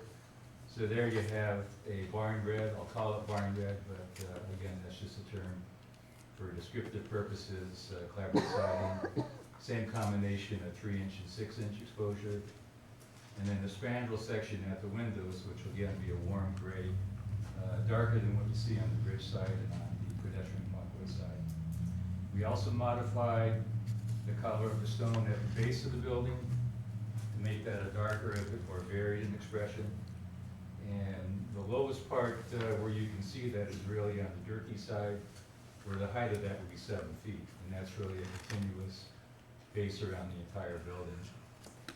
And then, towards, the elevations really, again, show the same thing. We have a legend on the lower right-hand corner which highlights the particular materials. It's important to understand that in the center part, where you see the lower section, the vertical board and batten in the background is actually recessed 8 feet. So one of the things about looking at elevations is that they can be rather deceptive in terms of what's really happening. But part of the point we're trying to make is that the building varies in height. The corner sections is where we have what some people consider a 5-story expression. That's actually, again, a 4-story building with a mezzanine. And Milana, you did a nice job going through that. You actually covered a lot of what I was going to cover. But the 5th floor is actually just a mezzanine as part of really a unit on the 4th floor. So in that sense, there aren't additional units on level 5. Every unit has a balcony, which I touched on before. And again, we vary the height along Durkee so that for a substantial part of it, it's actually a 4-story building in terms of what somebody experiences as a pedestrian walking along Durkee Street. You go to Bridge Street, this shows how the building steps down in response both to the slope on the site and in response to what happens with buildings across the street. So we go from a 5-story at the corner, Bridge and Durkee on the right. The building, again, as I mentioned, on the mezzanine level is recessed 8 feet from the facade, something that you're not going to perceive as a pedestrian. And then the 4-story section is a primary portion on the left at the very end. The first 2 sections are actually a story lower, or really a 3-story plus the parking garage below. And you can see the entry on the lower left there. And the 4th floor is where we have the amenity area for all the residents to use, which will have fabulous views towards the lake, etc. Views of the sunrise towards the lake. And this shows the pedestrian walkway side of the project, which is similar to what happens on the Bridge Street side in terms of materials. Again, vary the combination of colors depending on which side of the building you're looking at. This one's important to see to really properly understand what's happening excuse me, on the east side of the project, which is the riverside. And when you look at the elevation, I think that Milana had earlier, it gives you the impression of a 5-story facade along the entire east side, which is not the case at all. What you have, in fact, is a 4-story building at the corner by Bridge Street, which is only for a short section, probably 60 feet wide. And the majority of the building is a single story, which is really where the parking structure is tucked into the side of the site. And the height of that, I believe, is about 12 feet. Does that sound about right? 10 to 12 feet. And we show river birch as really the treatment for the base of the building. And I invite you to come over to where I live in Burlington on the other side of the lake. We have exactly the same treatment for the base of the train station, which in fact is going to be restarting as a train station for Burlington with service down to Rutland and New York City eventually. But the birch trees look great. And I love it because I always prefer landscaping as a treatment aesthetically for a building over simply relying on the context of the building. So anytime we can introduce that as a, let's say, a softening influence, I think that's great. So if you're not sure where Burlington is, I can give you directions pretty quickly and easily. And the train station is easy to find if you have questions. So that summarizes the changes we made. And who's next? Yeah. Okay. At this time, I think we've, I think it's time for public comment at this point, and then, like I said, we'll respond in writing, and if there's anything, we'll respond to verbally if we can at the end. We're gonna open the public hearing section. Come up and give your 2 minutes plus or minus. Carol Klepper again. I just wanted to respond. First of all, I'm one of the proponents that we should have a mixed-use development in the Durkee Street parking lot. We've been saying that for years. But just again, I believe that this is really too big. and too immense and too tall.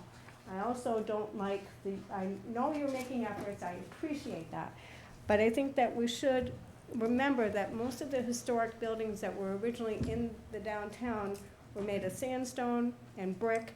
West Elcom building, you know, it used to be Woolworths. A lot of the buildings have been ruined by, we won't say revitalization, we'll say modeling, muddling, making a mess. So I would ask that they consider stone. You can get siding that is not very costly, that will mirror brick, that will look terrific, that, you know, you don't have to have a cost prohibitive way to get brick and stone. But I personally think that this is going to make it too modern and detract from what we're trying to create as character for our downtown. I want you to keep that in mind. We want to make this a focal point. We want to add attraction. We want to have character. So please keep that in mind. The upper floor of being vertical, I don't know, that siding of some sort. Yeah, I would like to express that I think that is not an added feature for what I think most residents and business owners would like to see in the downtown. Again, you want to have this be something that's going to last and people will love to look at. One of my concerns is, again, parking. How many underground parking spaces will there be?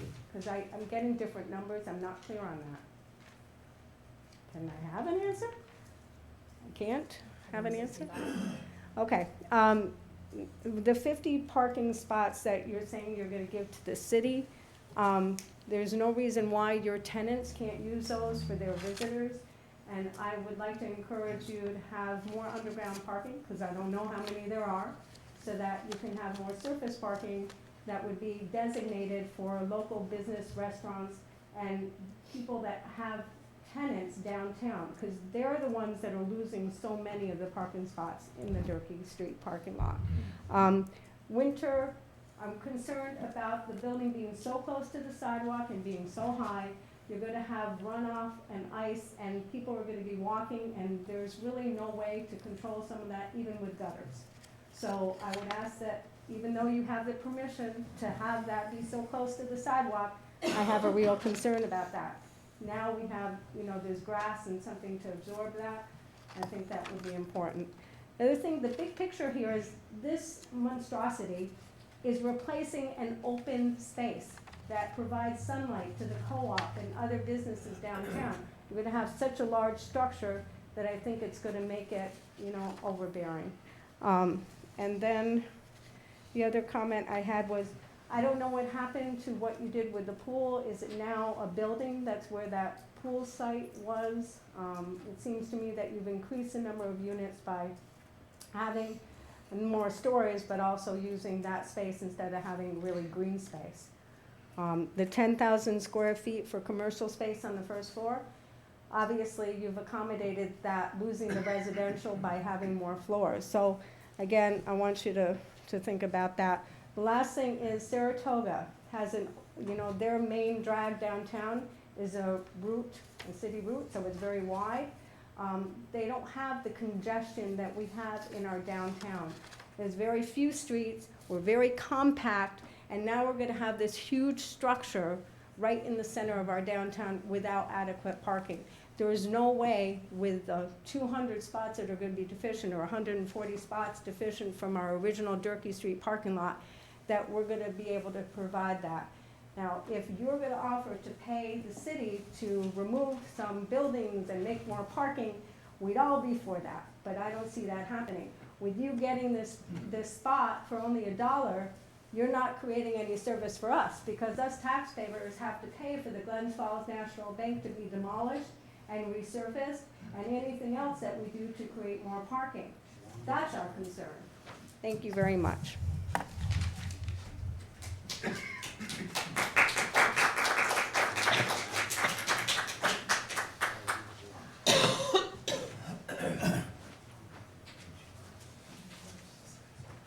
Good evening. My name is Alan Booth. I'm here reflecting that I've worn 3 hats for this city over my 76 years. I was on the city planning board for 20 years. I was chairman for 10.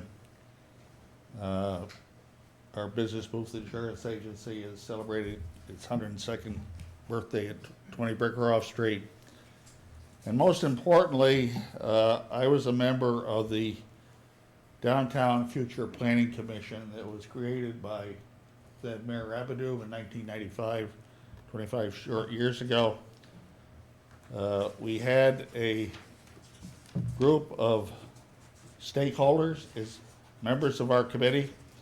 We were volunteers, and we engaged the stakeholders of the downtown in developing our report.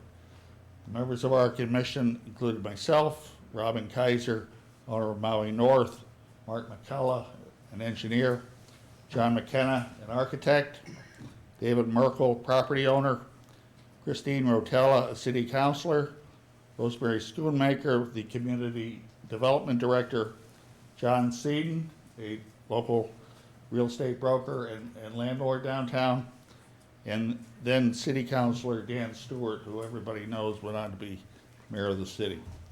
We met 26 times over a 6-month period. We had public hearings, we had walking tours. We engaged the stakeholders in developing our report, which went through, we used Rodney Brown as our professional facilitator. He is the county planner, as you know. We went through vision statement, we went through goals, objectives, and action items. We developed 175 action items, and I like to reflect on those. Concerning the parking, I said that we engaged the stakeholders. Who were the stakeholders? Business owners, the building owners, the employees, customers, the habitational tenants, and the visitors. And I say that 25 years ago, those were the stakeholders. I say today, we have the same stakeholders. So I think this report is timeless in that respect. It reflected what we thought 25 years ago, and I think it's very apropos today. I'd like to look at or talk about three of our goals that we highlighted. One was concerned the parking, and I like to read, to improve the appearance and utility of the Durkee Street parking lot as the primary parking facility for visitors to the business and people of the downtown Plattsburgh. Again, the primary parking facility for visitors to and business people of the downtown parking lot. We have 300 spaces in this lot, give or take right now. I want you to visualize that they're taking away all 300 spaces, basically telling the stakeholders you need to find a spot elsewhere. Tonight I've heard that, yes, Arnie Pavone will give us 110 new spaces. The Broad Street South parking lot will give us 30. That's 140. You know, from 300, there's 160 different. Where do the stakeholders go to park with this deficiency? The second thing I'd like to point out is we addressed two-way streets. And I like to read, to improve traffic flow downtown and to increase access to downtown businesses by changing vehicle directions allowed on 2 downtown streets as follows. At the time of our study, Margaret Street was one way. We unanimously felt strongly that Margaret Street had to be 2-way. Flash forward 25 years, this proposal is suggesting that Durkee Street be 1-way. I would suggest that what we found 25 years ago, 1-way streets will not work in this area. We changed Margaret Street for the better, I believe. And lastly, I'd like to point out another one of our priorities.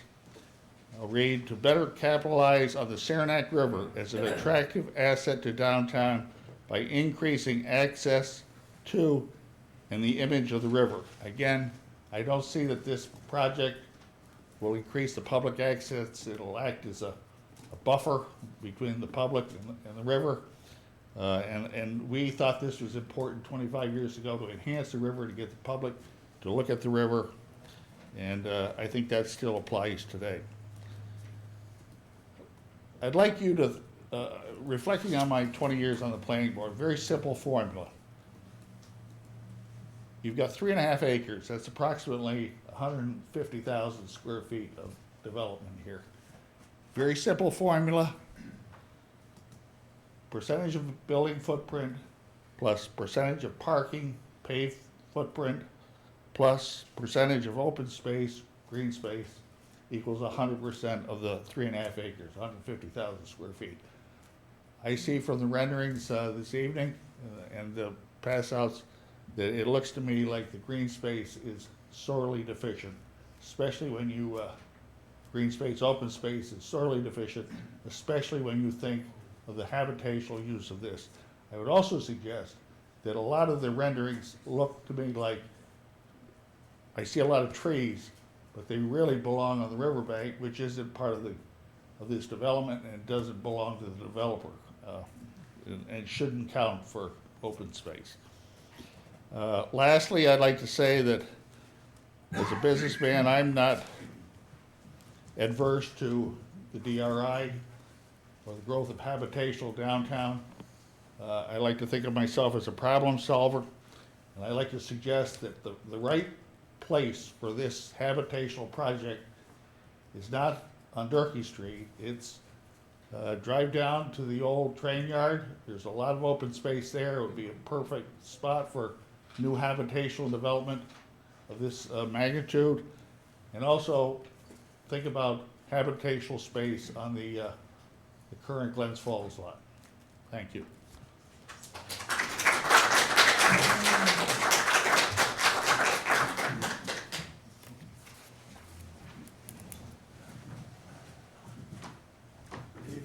Good evening. Hello.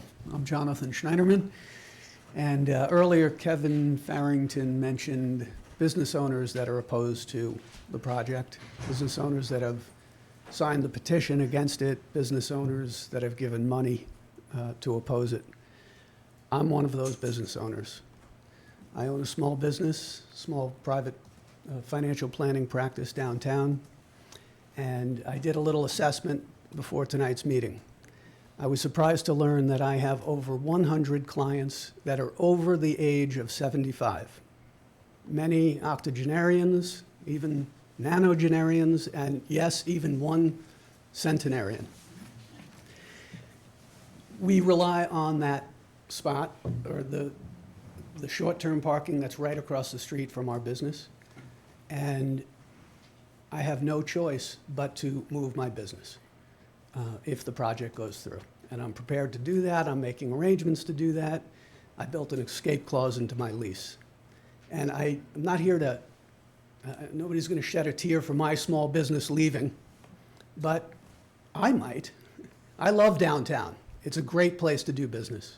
I've been there for 15 years, and I worked for KeyBank before I opened my practice. I worked on Breakerhoff Street, so I'm downtown business resident for 20 years. And I walk to Heritage to get something printed.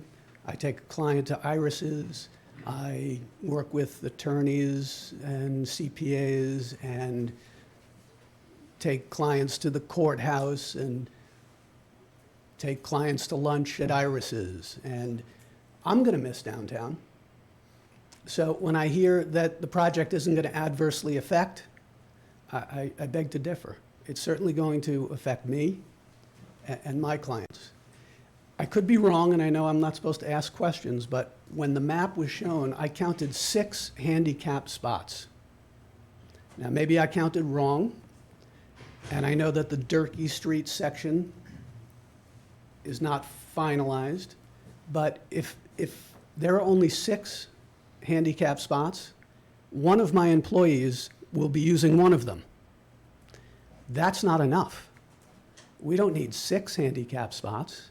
And if I may, would you correct me if I'm wrong? No? Okay, so I would comment that if you would please look into that and make sure, perhaps I'm mistaken, but if not, then it's woefully inadequate. So I'm not here to tell you that this project is overreaching, which it is. Not here to tell you that I'm opposed to it, which I am. I'm not here to tell you that angled parking on Durkee Street one way is going to be a pedestrian nightmare, which it will be. I'm here to tell you that my small business will be leaving downtown because of this project. Now, someone will be there to replace me perhaps, or maybe there'll be many more that will leave as well. And it's a darn shame. So I ask you to please consider that, and many other business owners who aren't here tonight but who have signed that petition who are very opposed to the project. Thank you.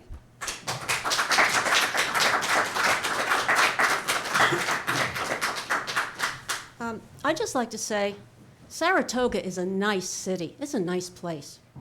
They got SPAC, they got the racetrack, they got a lot of stuff. They got a nice main street with a lot of wonderful little shops that lure people in the summer. We got the bass tournament. We had the Plattsburgh Battle commemoration, but apparently the city's withdrawing from that. So what do we have to invite people to come into our city? The other thing that Saratoga has is a prime development of 45 apartments. 45. Out of town. And they want to put 114 apartments, 115, oh, who's counting? One or two, you know. Right there, smack dab in our core. Who's that going to bring in? What visitors is that going to bring into us? They want to put in a retail area of 10,000 feet that could be for retail or for restaurants. When Gateway opened, they had a restaurant, Nicole's. Nicole's came in, it was out within a year, and that spot stayed empty for 10 years, and the only reason it's getting filled is because they're going to tear down the Glens Falls Bank and move it down into there.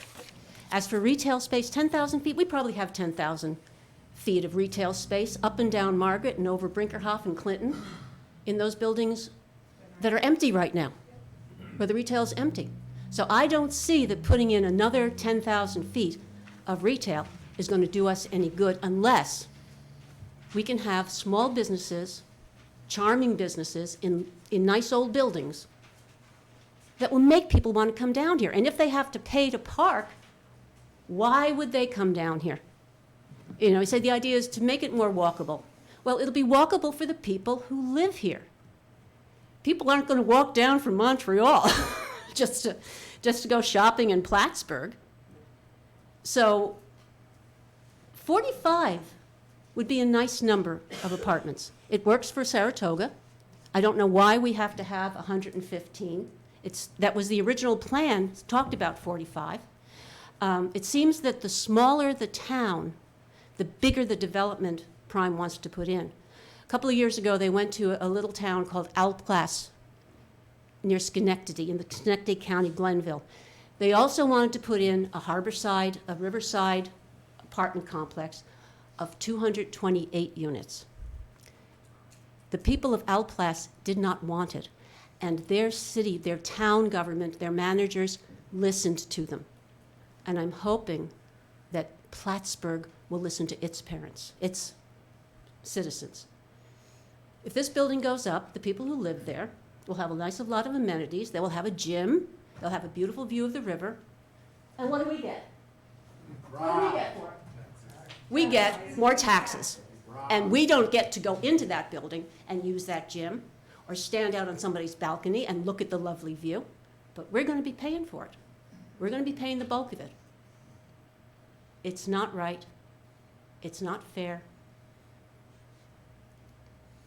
And we want to be listened to. We don't want to feel like we're being heard. We want to be heard. And we want we want you to understand that many, many of us, for whatever reasons, do not want a building of that size there. We want our green space. We want to have a place where we can go and meet, where we can feel, oh, this is ours. This is ours, not Prime's. This is our city.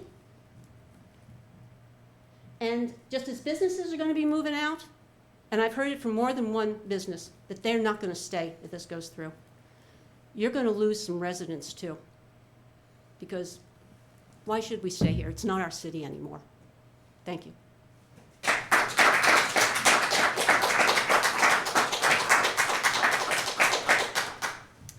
My name is Christina Nori. I am a city resident.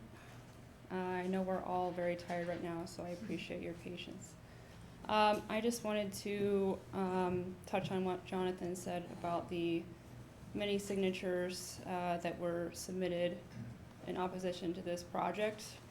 I personally collected hundreds of signatures downtown. I spent many hours collecting those signatures. I spoke with hundreds of people who were very concerned.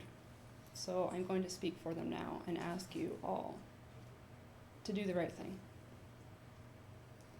Please represent your community and lead from your hearts. Thank you.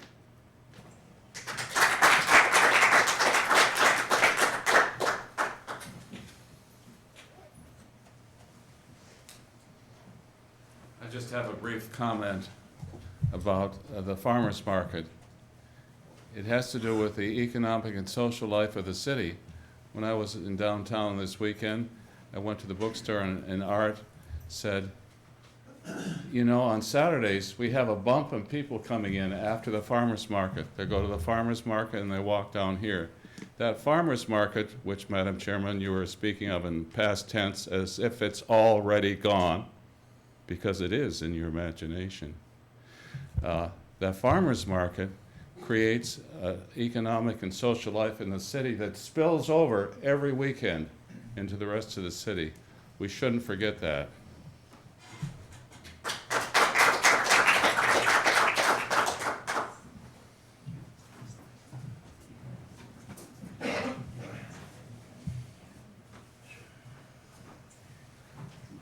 Hi, Sylvie Beaudreau, I'm back again.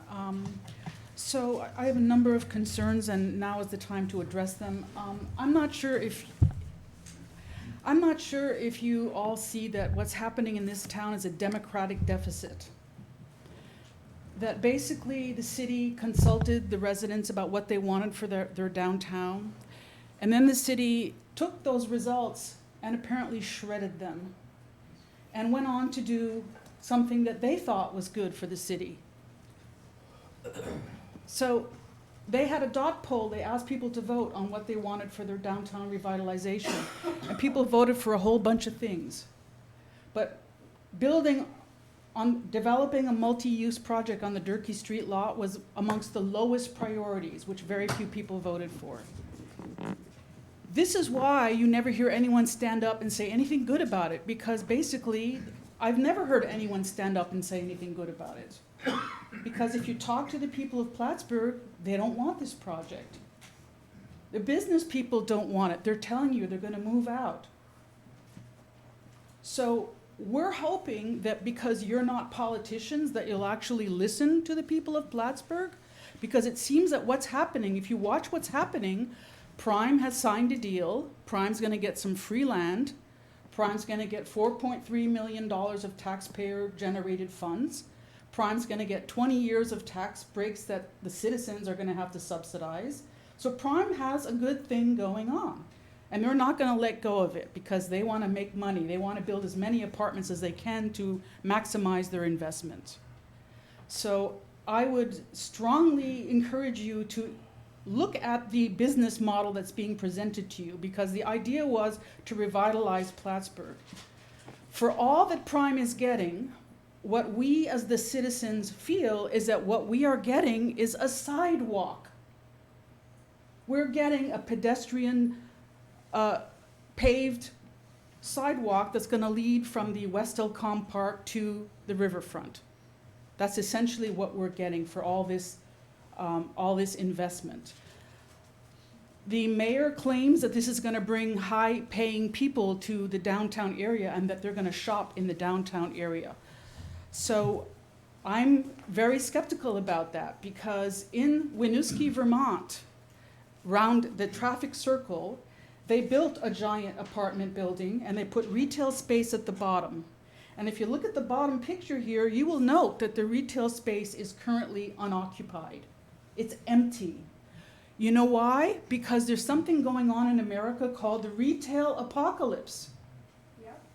It's caused by Amazon.com. I want to respectfully submit to the chairman, Madam Chairman, and the board, a list of City of Plattsburgh storefronts that are currently closed. There's 32 of them. Where do I submit them? Who do I give them to? Melania. So basically, even though someone lives downtown, it doesn't mean they're going to shop downtown. They're going to get in their cars and they're going to go uptown to Market 32 and do their grocery shopping. And they're going to shop on Amazon. So I'm not buying the voodoo economics that says that because we're going to have retail storefronts downtown, we're going to have more business. And I'm not buying the voodoo economics that by having high income people in that building, it's going to revitalize the surrounding area. What it might do is close down everything around the building because no one's going to be able to, a lot of those buildings on that list that are empty are proximate to the Durkee Street lot. They're empty now and they're right on it and they have plenty of parking and they're empty. So I'm not buying it, and I want to submit this picture to you because this is what I predict is going to happen. Why haven't all the people who live in this big box development caused the ground floor to become full of prospering businesses? You know why? Because the people living in it are not shopping locally. They're shopping elsewhere and they're shopping online. So I'm going to submit Spinner Place as an example of what we should try to avoid. Also, Plattsburgh is not Saratoga Springs. So when Prime comes here and tells us we've got a great model, it works great in Saratoga Springs, wonderful, I'm not buying that either. The median income in Saratoga Springs is $76,000 and $775. $76,000 is the median income in Saratoga Springs. In Plattsburgh, it's almost half that. It's $34,000. We are not a high-income town. Where are we going to find the 114 high-income, high-roller households that are going to come into town and rent on Durkee Street? Where are they going to come from?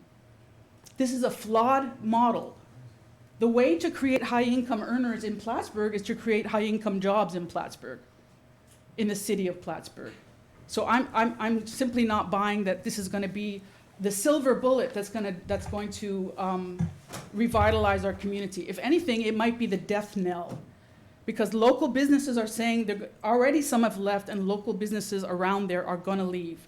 And the farmers market, as many people have pointed out, is the one thing happening in the summer that brings some activity to the downtown area. People come to the farmers market, but they also go have brunch before, and then they might go to the bookstore and poke around, and then they might go to the co-op, and then they go to the farmers market, and there's synergy, and they spend time downtown. If you get rid of the farmers market, we don't have that synergy. So the good stuff that we have, we're gonna lose. I also want to look at this view from Bridge Street, and I want to tell you what's really going on there. I want to show you what's really going on. Let's not look at the birch trees, because that's just, that's there to kind of trick the eye. The parking garage of the building will be abutting onto the Riverwalk. And if you read Jane Jacobs, here's what she says. People like to walk on streets where there are eyes on the street.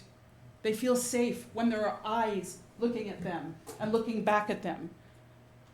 Women will not walk next to a concrete wall in a remote part of town with trees on the other side, because there's no eyes on the street there.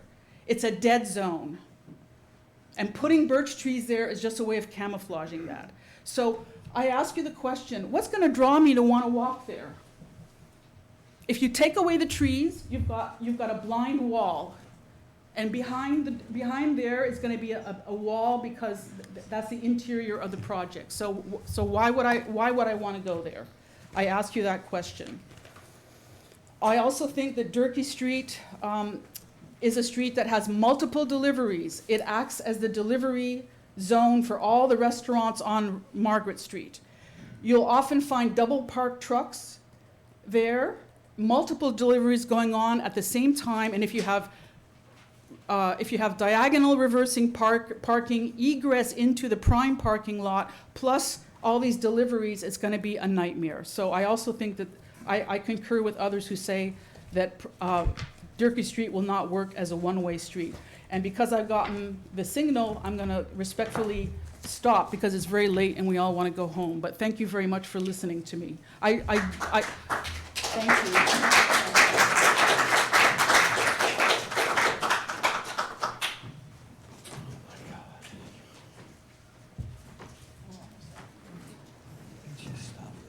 I know it's late, but I have some things I want to say. Thank you, Sylvie, for talking about the safety on that. I'm a rape victim. I'm a 20-year military veteran, war in Iraq, and I'm a rape victim. I won't walk there. And I bet there's probably some other women like that in this room. I don't want my tax dollars subsidizing that. I don't want to have to sleep at night worrying about women. People, I don't know if you drive by Durkee Street at all. I don't know if any of you actually live in Plattsburgh in this. I go by there all the time, and it's almost always full. I might go by there at 2 o'clock on a Sunday afternoon, and it's full. We've had snowstorms recently. My son lives on Clinton Street. He has street parking. His landlord does not give him any off-street parking at all. And it's a horrible apartment. He likes it though because he can go down and get a piece of pizza. He likes the vibe downtown. He likes walking to the market. He shops at the co-op for his food. When it snows, he knows he can leave his car down, even though it's several blocks. I mean, I wouldn't want to walk that far. He can park in Durkee Street and not get towed. That has dollar value for him. And he says if this goes through, he's gonna move to West Shazy or something. And probably his roommate will go with him because the guy doesn't have a life. The streets are so narrow in town, and parallel parking is hard for a lot of people. So Durkee Street doesn't have parallel parking. It has pull-in parking. We love that. Do you like pull-in parking? I do. My son lived in an apartment, and a cop was speeding down his street last October, hit a car, which hit his car, and then the cop proceeded to go on and T-bone a poor pizza delivery guy. That's one of the problems with not having off-street parking. That wouldn't have happened in the Durkee Street parking lot, because that's safe parking. The city's not going to pay for any of his repairs, even though they caused that to happen. This building will block up the river access forever. That'll be it. That'll be it for long past when we're dead. That building will be there and it'll be gone. So what river access do we have? Everything on the other side of the river is already blocked in by apartments. We have the little bit in front of City Hall, and that's straight down. We have events that are held here every year. Battle of Plattsburgh, 4th of July, the Mayor's Cup. Those are held, they try and keep them downtown. Where do people park for those? They fill up Durkee Street parking lot. They fill up all the side streets. They go all the way up to my street on Elm Street. I have trouble getting in my driveway because there's cars parked there, and people are walking from even further away to come downtown. Without Durkee Street, without all that parking, what's the point? It's gonna destroy our community. And even the mayor is gonna be hurt because his mayor's cup won't go very well if he doesn't have a place. So City Hall might as well say that they have stopped supporting the Battle of Plattsburgh. They might as well say they've stopped supporting the 4th of July, because they're taking away everybody's place to go. Sylvia's absolutely correct about all the empty storefronts. We need to use what we have. That could have been built someplace else. And, you know, I'm a regular taxpayer, I'm retired. The thought of me paying for the taxes for people to have a great new little apartment over there looking at the sunrise and having a little indoor gym, that kind of hurts me. It hurts me a lot. And we've had an exodus of tax-paying homeowners in this town for a long time. There's a lot of homes on all the little streets here that you go by, quaint little homes that have been turned into multifamily because people can't afford the taxes. Yeah, we have low income in this town, but we're trying to keep it beautiful and make the most of it. That parking lot is really important. It just is. Something could be done there more. I think a beautiful river walk and an interpretive center for the bridge that the Battle of Plattsburgh happened on is right over there. That's where the bridge was. Where the British and the Americans faced off is that little bridge right over there that we drive over every day. That is where the Battle of Plattsburgh happened. They were shooting over at each other, and one of the cannonballs landed in somebody's house not too far from here. This development of this building was not asked for, and they were trying to fix something that wasn't broken. Thank you for your time.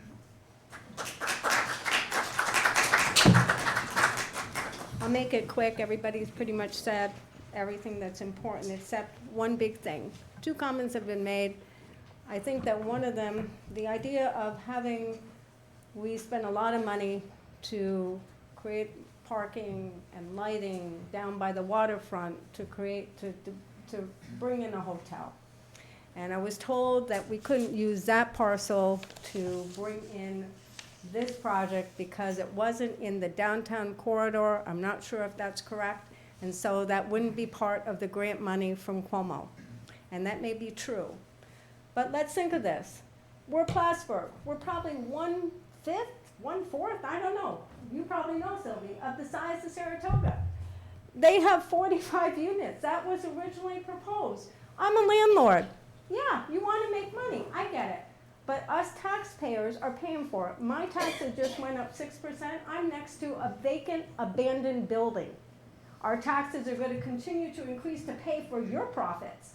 You're getting this for free. So I propose that the city keep half of this lot, and we have 100 spots that are designated for our city residents, the people that have businesses, the people that have apartments that need a space to park.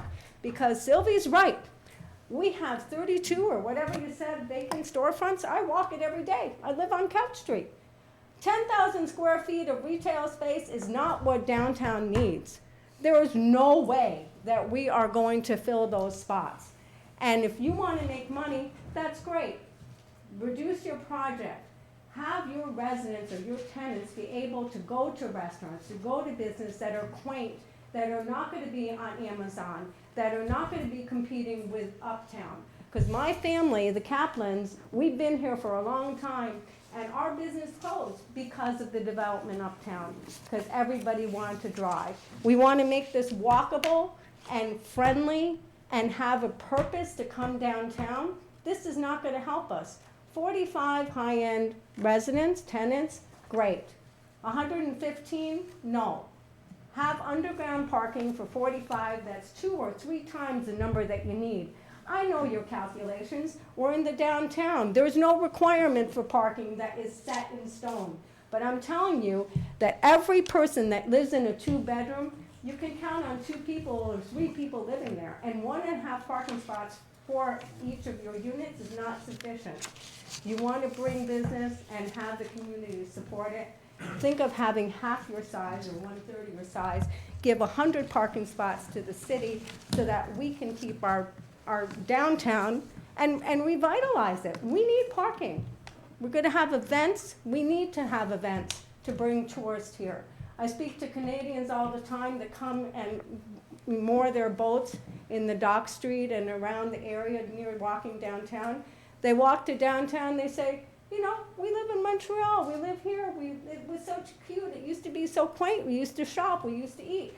Everything's closed. They come on a Sunday, every restaurant is closed. There's not enough to do. We want to revitalize our existing storefronts, our buildings, and keep our tenants. Thank you very much.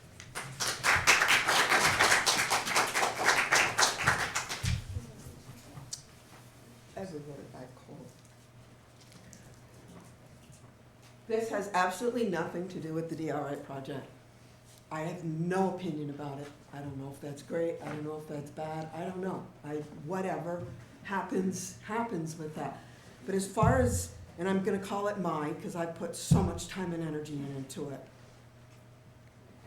As far as that market moving, I know nobody thinks it's a good thing, but I mentioned earlier, we're thinking about having a Renaissance fair.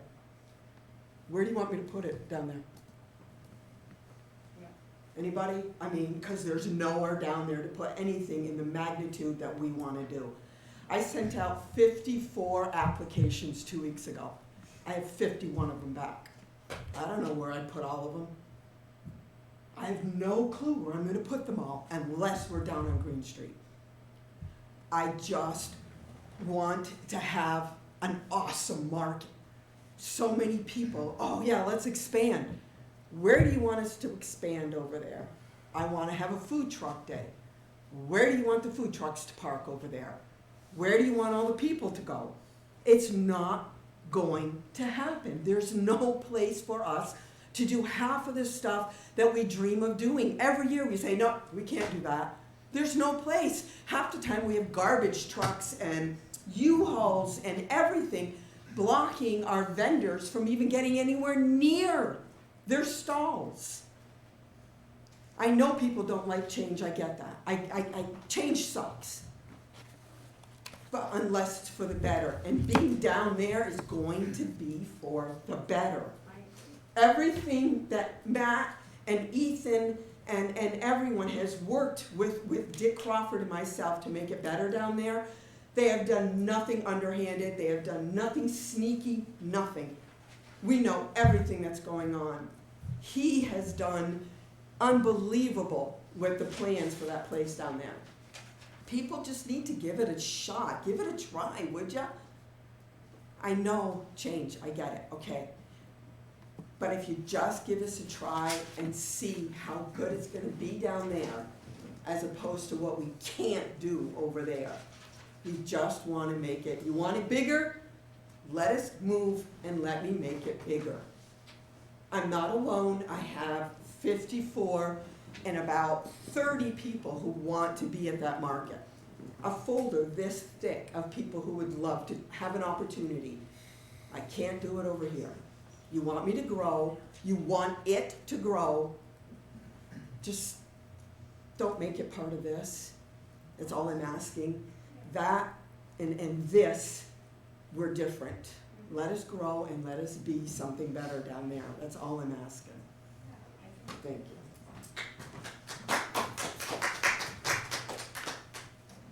Anybody else?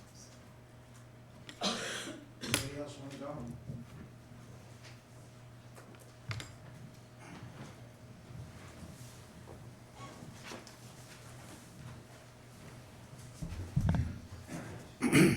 Hi.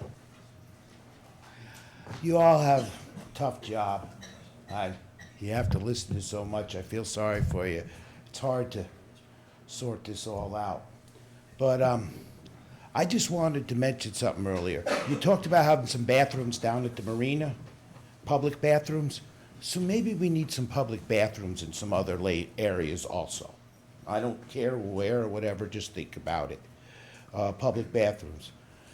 The other thing I got thinking about is that underground parking lot,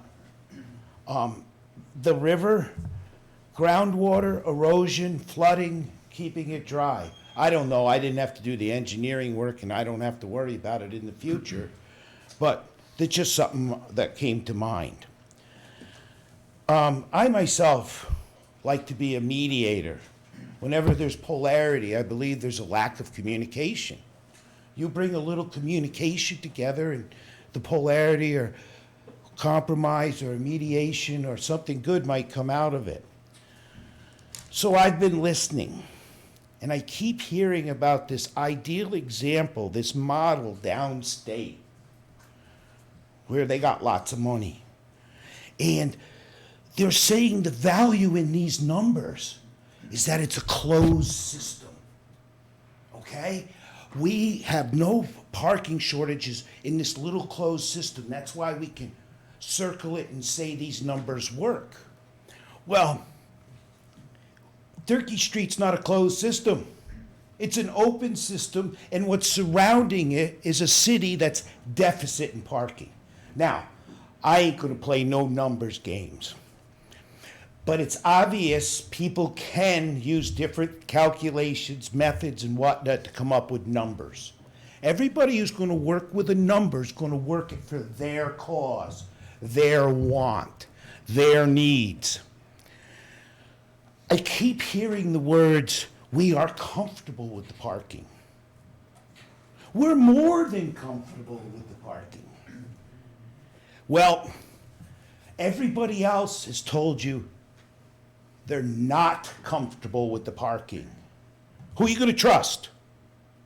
Somebody who's got a mission, profit margin, or are you going to trust the people who've been here, living it, seeing it? Do not fall for this parking calculation malarkey. I thought you had a nice mediating idea.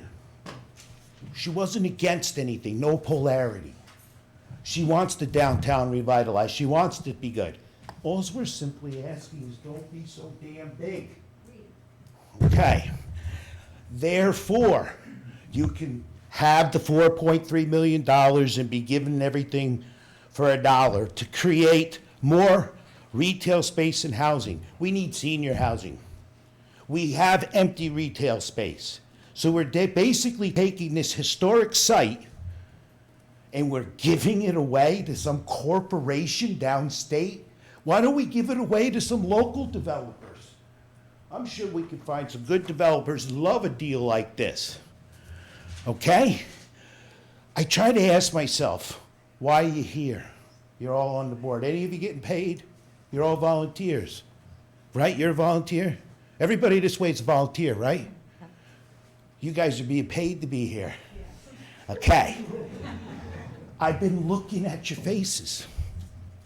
I've been seeing what you're thinking. And I'm really glad to see the people who aren't being paid to be here are open-minded and listening. I actually have hope again. Until tonight, I didn't have much hope. To see the city just be carpetbagged and given away. Okay?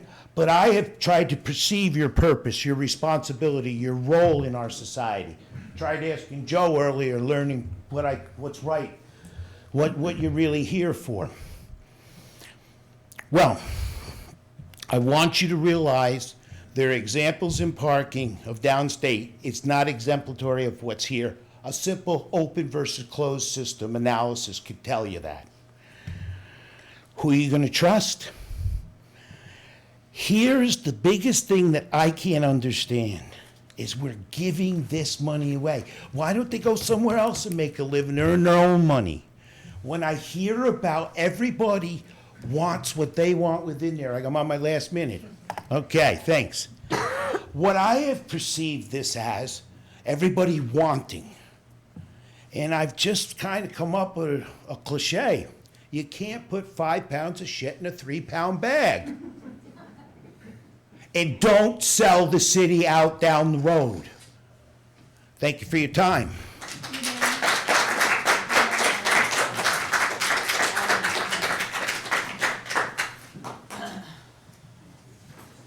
Okay, anybody else for the public hearing session? I'm going to, Chair, okay. if I may, I assume you'll be outlining the next steps and timeframes. She probably will, yeah. For us all. Absolutely. Confirming the dates and so forth. Okay, let me adjourn the public hearing session. Okay, that part is adjourned. Hello again. First of all, when I lived in New York City, Westchester was upstate. When I lived in Westchester, Albany was upstate. When I lived in Albany, Saratoga was upstate. Now I live in Saratoga, so we'll also address that in our response to comments. A few things just tonight. The Hamlet is actually, the 45 units was phase 1 of that development. The actual total construction, which is now complete, is 145 apartments with 50,000 commercial square feet of commercial space. We'll provide you all the approved site plans in our submission. Second, just the parameters of what was discussed tonight. Something was the safety of the Riverwalk. I'd just like to highlight that the site plan application is just that, the site plan boundaries. Notwithstanding, we have consulted with the police department related to the safety of the Riverwalk, and we've worked out perceived issues, and we have documentation that they are more than satisfied with the safety of the redeveloped Riverwalk, notwithstanding it's not part of our site plan application. So going forward, the way I see it, please correct me if I'm wrong, is we will go to the county planning board, we will receive their comments, we will resubmit, I believe on Friday is the deadline, and then we'll be back here in March for a continued public hearing. SECRA is complete, so part of our submission package will also be what I like to call a SECRA narrative, which outlines the board's responsibilities related to SECRA, and certainly we defer to your counsel for guidance on that as well. So that being said, the public hearing, as I understand it, is still open. The next meeting, public comments are again welcome, and we can go from there. But now that SECRA is done with the Common Council, this board can act at any time after it receives the county's comments. And if you'd like me to clarify anything else, just let me know. But I'm going to head back downstate to Saratoga.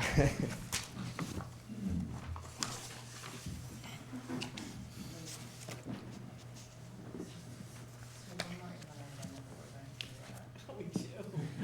Oh, God. I thought we got rid of that. It's still a draft. Oh.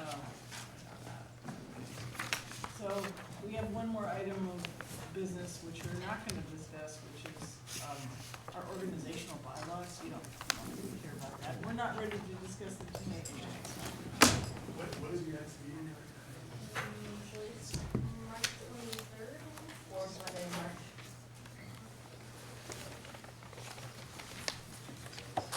March 23rd. 16th. Our meeting will be either at 5:30 or 5, depending on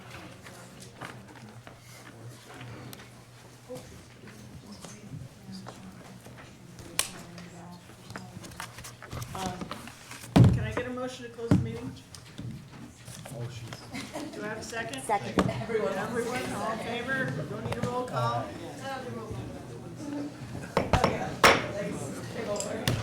Thanks for listening. I hope they help. Oh, they did.